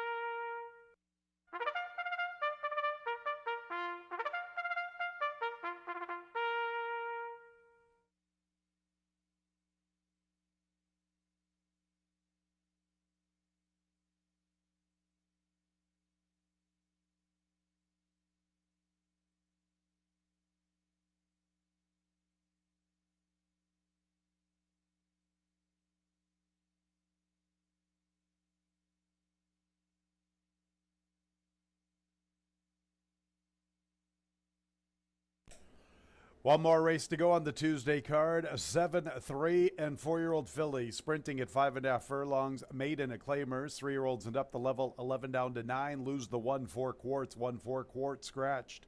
Jeremiah's Flores, new jockey 5, Scouting Party. Our Tuesday nightcap in a little more than 3 minutes. All right, looks like I'm a little late to this parade. On to the 3, Bold BB, Christian Navarro. 4 is Irish Empress, Heeman Harkey. 5, Scouting Party, Jeremiah's Flores picks up the mount. He's looking for 2 on the Tuesday card, as is Luis Perez, jockey aboard the favorite. 6, She's an Arctic Queen, 4-5. 7 is the lone debutante, Glory Bound Clara, Jackie Davis looking to sweep the late double. Guess that one's out of the parade. 8 is Sassy Tallahassee, Cabercoa looking for 2. All right, I was a little late with the 1 Indy Symphony. Raylu Gutierrez looking for another winner. Here's the 7, Glory Bound Clara, the lone debutante, Jackie Davis looking for the late double. 7, 3, and 4-year-old fillies, our Tuesday nightcap in a couple of minutes. All right, fans, one more race to go. Lose the 1-4 quart. She stayed in the barn. We have a field of 7. We have a big favorite, the 6, She's an Arctic Queen, 4-5. I'm going to make her my second pick. How about the 4, Irish Empress? Let's just forget about the effort on the 16th of July. I guess there's a little bit of concern. It was over a sealed racetrack, but hey, it was at Saratoga against state-bred 30s. I don't know when there's her other race once upon a time back in October of 2022 over a muddy track, and that was against state-bred maiden special. So, I mean, okay, does she really hate an off-track that much? I'm not sure. Could be the level of competition she faced. Let's put it this way. The lone effort here at Finger Lakes on the 26th of June isn't that bad. The winner was Bustin' Roxy, and this girl did all the dirty work. She tried to go with Bustin' Roxy early. She tried to stay in range at the top of the lane and the final furlong, and that's when she got discouraged. And it happens a lot. You chase an eventual speedy winner, and you just say, enough is enough. I'm tired of chasing. I'm going to wait for another day. Now she drops into 11 here at Finger Lakes. I'm willing to give her a look. 7-2, and a little bit of an upset here in the nightcap. 6, She's an Arctic Queen, the favorite. Odds on in a similar condition on the 25th of July. Ran into a pretty good one that day, stormy in Seattle. She's an Arctic Queen, has run some good races. She ran a good one against Midnight Rosie about 4 races ago, a decent third before that. Will she break through? This is her 9th start. She's had a lot of looks already this year. Short price at even money. The 8, Sassy Tallahassee, finished in front of my top selection on the 26th of June, but as I was saying, I think my poor gal got a little discouraged, and Sassy Tallahassee came and picked up the pieces. I liked what I saw from Irish Empress doing the heavier lifting. But still, Sassy Tallahassee's in for a tag for the first time, and she already shown that she can run a big race from time to time. Should also be worth noting that Irish Empress was 7-2 that day, and Sassy Tallahassee was nearly 31-1. Now they're 7-2 and 9-2 respectively. I think that's more value with Irish Empress. For 4th, you could go many ways. I looked at the 7 just a little bit. I like first-time starters. You know, some of the gals have already tipped their mitt what they can do, but still, you know, Indy Symphony's still young, so too is a Bold BB. Likewise for Scouting Party. But Glory Bound Clara, I looked up her dam, and her dam won her very first start. Granted, it was going 1 mile on the turf, but I've talked about it the last couple of seasons. I like turf horses on wet racetracks, and the fact that the dam won her first career start going long on the turf, maybe Glory Bound Clara is worth a little bit of a look over this good sealed racetrack. We'll do it all over again tomorrow, fans. A 1:15 first post. From the pick 6 standpoint, I think the 6 is the only one that is covered. She's an Arctic Queen, I believe the only one that is covered. Could trigger a nice carryover if we could beat the favorite here in the nightcap.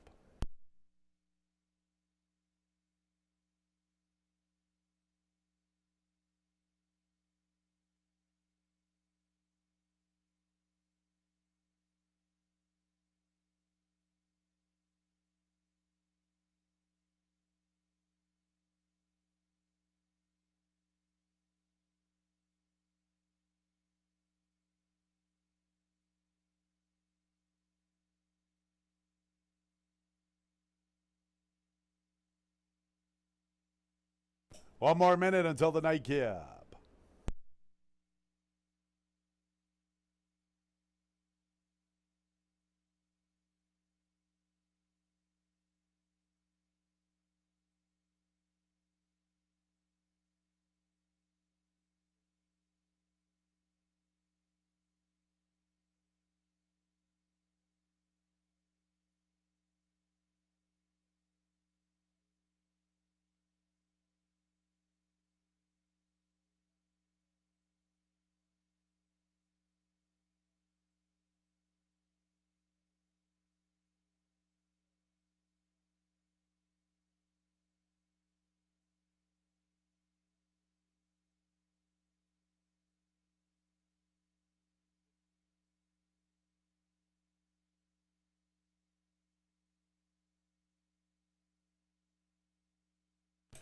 It's post time for the Tuesday nightcap.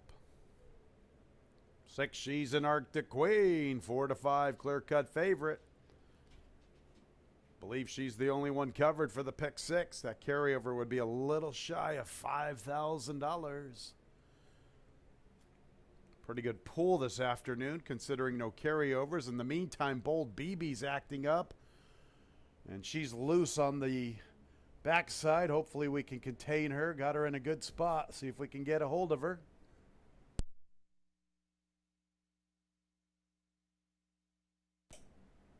All right, good job by one of our pony members. Very good job there, containing Bold BB.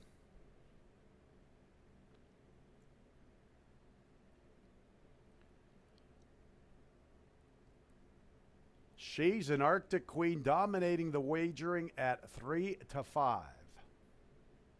So Indy Symphony's the first of 7 into the gate. Here is Bold BB.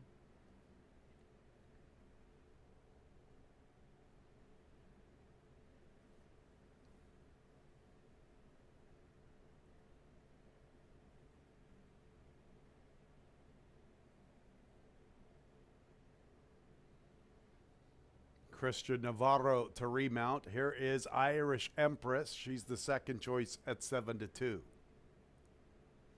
Sassy Tallahassee, third selection, 5 to 1. There's the biggest price on the board. Scouting Party, 36 to 1 in the wagering. And a few to load. She's an Arctic Queen, the prohibitive favorite. Glory Bound Clara, the lone debutante. And then Sassy Tallahassee dropping out of the maiden special weight ranks.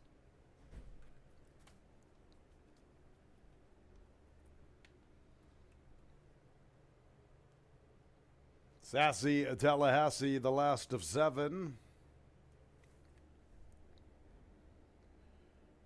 Ready for the fillies, ready for the Tuesday nightcap. And there they go. Scouting Party, Indy Symphony quickly away from the inside. Indy Symphony's the speed. Irish Empress second inside of Scouting Party. She's an Arctic Queen is 4th. Bold BB has the 5th position. Then Sassy Tallahassee and Glory Bound Clara. Indy Symphony, Irish Empress is stalking her from the outside. And here's the favorite. She's an Arctic Queen, ranging into action. 3 wide heading into the turn. Little more than 2 to find. 3 to Bold BB with Scouting Party. Sassy Tallahassee's on the move. Nothing from the lone debutante, Glory Bound Clara. And Indy Symphony has the lead. And Irish Empress turns up the heat, and here she's an Arctic Queen pouncing on the top 2, and she's an Arctic Queen and Irish Empress make their moves together. She's an Arctic Queen going better. Here's Sassy Tallahassee beginning her bid to the far outside. She's an Arctic Queen, kicks clear, she's well in command. Sassy Tallahassee firing into second. Now here's Glory Bound Clara getting her act together, and she's made up a lot of ground into third, but there are no threats to the chalk. She's an Arctic Queen, Luis Perez with a double, bookending the Tuesday program. Second is tight, Sassy Tallahassee or Glory Bound Clara. 4th place to the big long shot Scouting Party at 31 to 1 for the Super.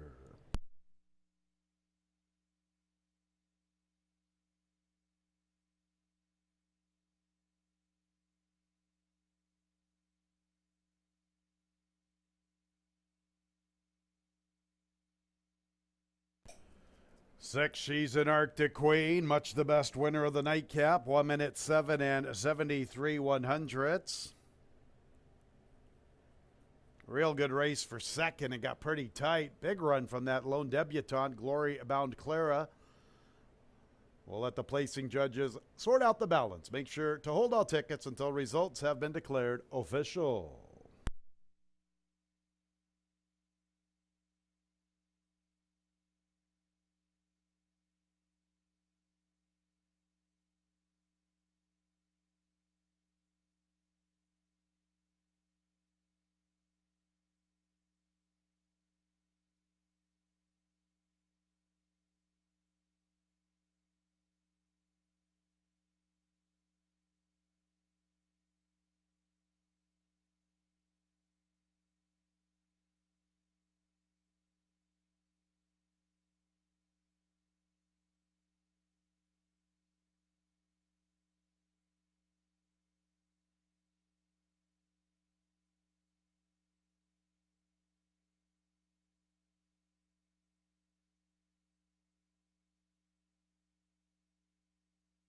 Eight, Sassy Tallahassee checked in second. Third place, 7, Glory Bound Clara. Fourth place, 5, Scouting Party. 6, 8, 7, 5, unofficially in the nightcap.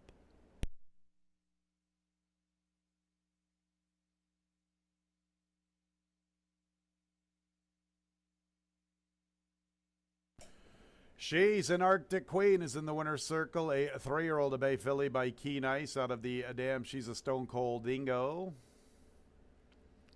Owned by Langpap Stables.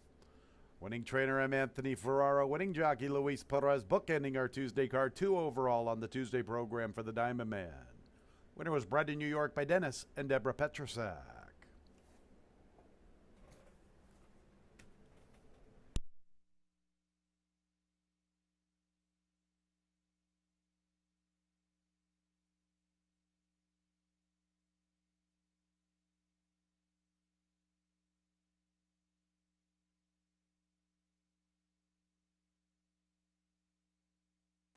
And the nightcap is official.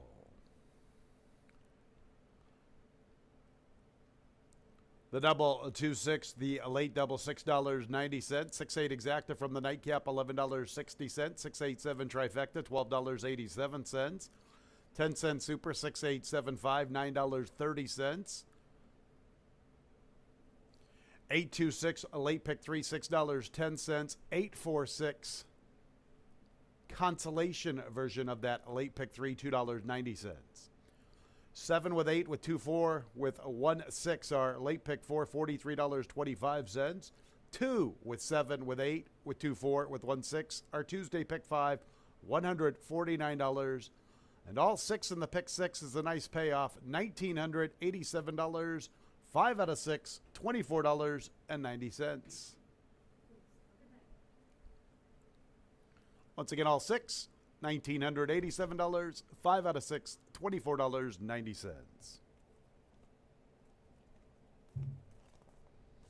That's it for Tuesday's program. Sure hope you had a great day of racing. We will do it all over again tomorrow at 1:15. Don't forget, fans, we do have free digital programs on our website, fingerlakesgaming.com. Click on the racing tab and scroll on down to free digital programs. Should be up around 5:30 or 6 o'clock. 1:15 tomorrow. When leaving the track, please drive very carefully. This has been racing from Finger Lakes Gaming and Racetrack. Good night, everyone.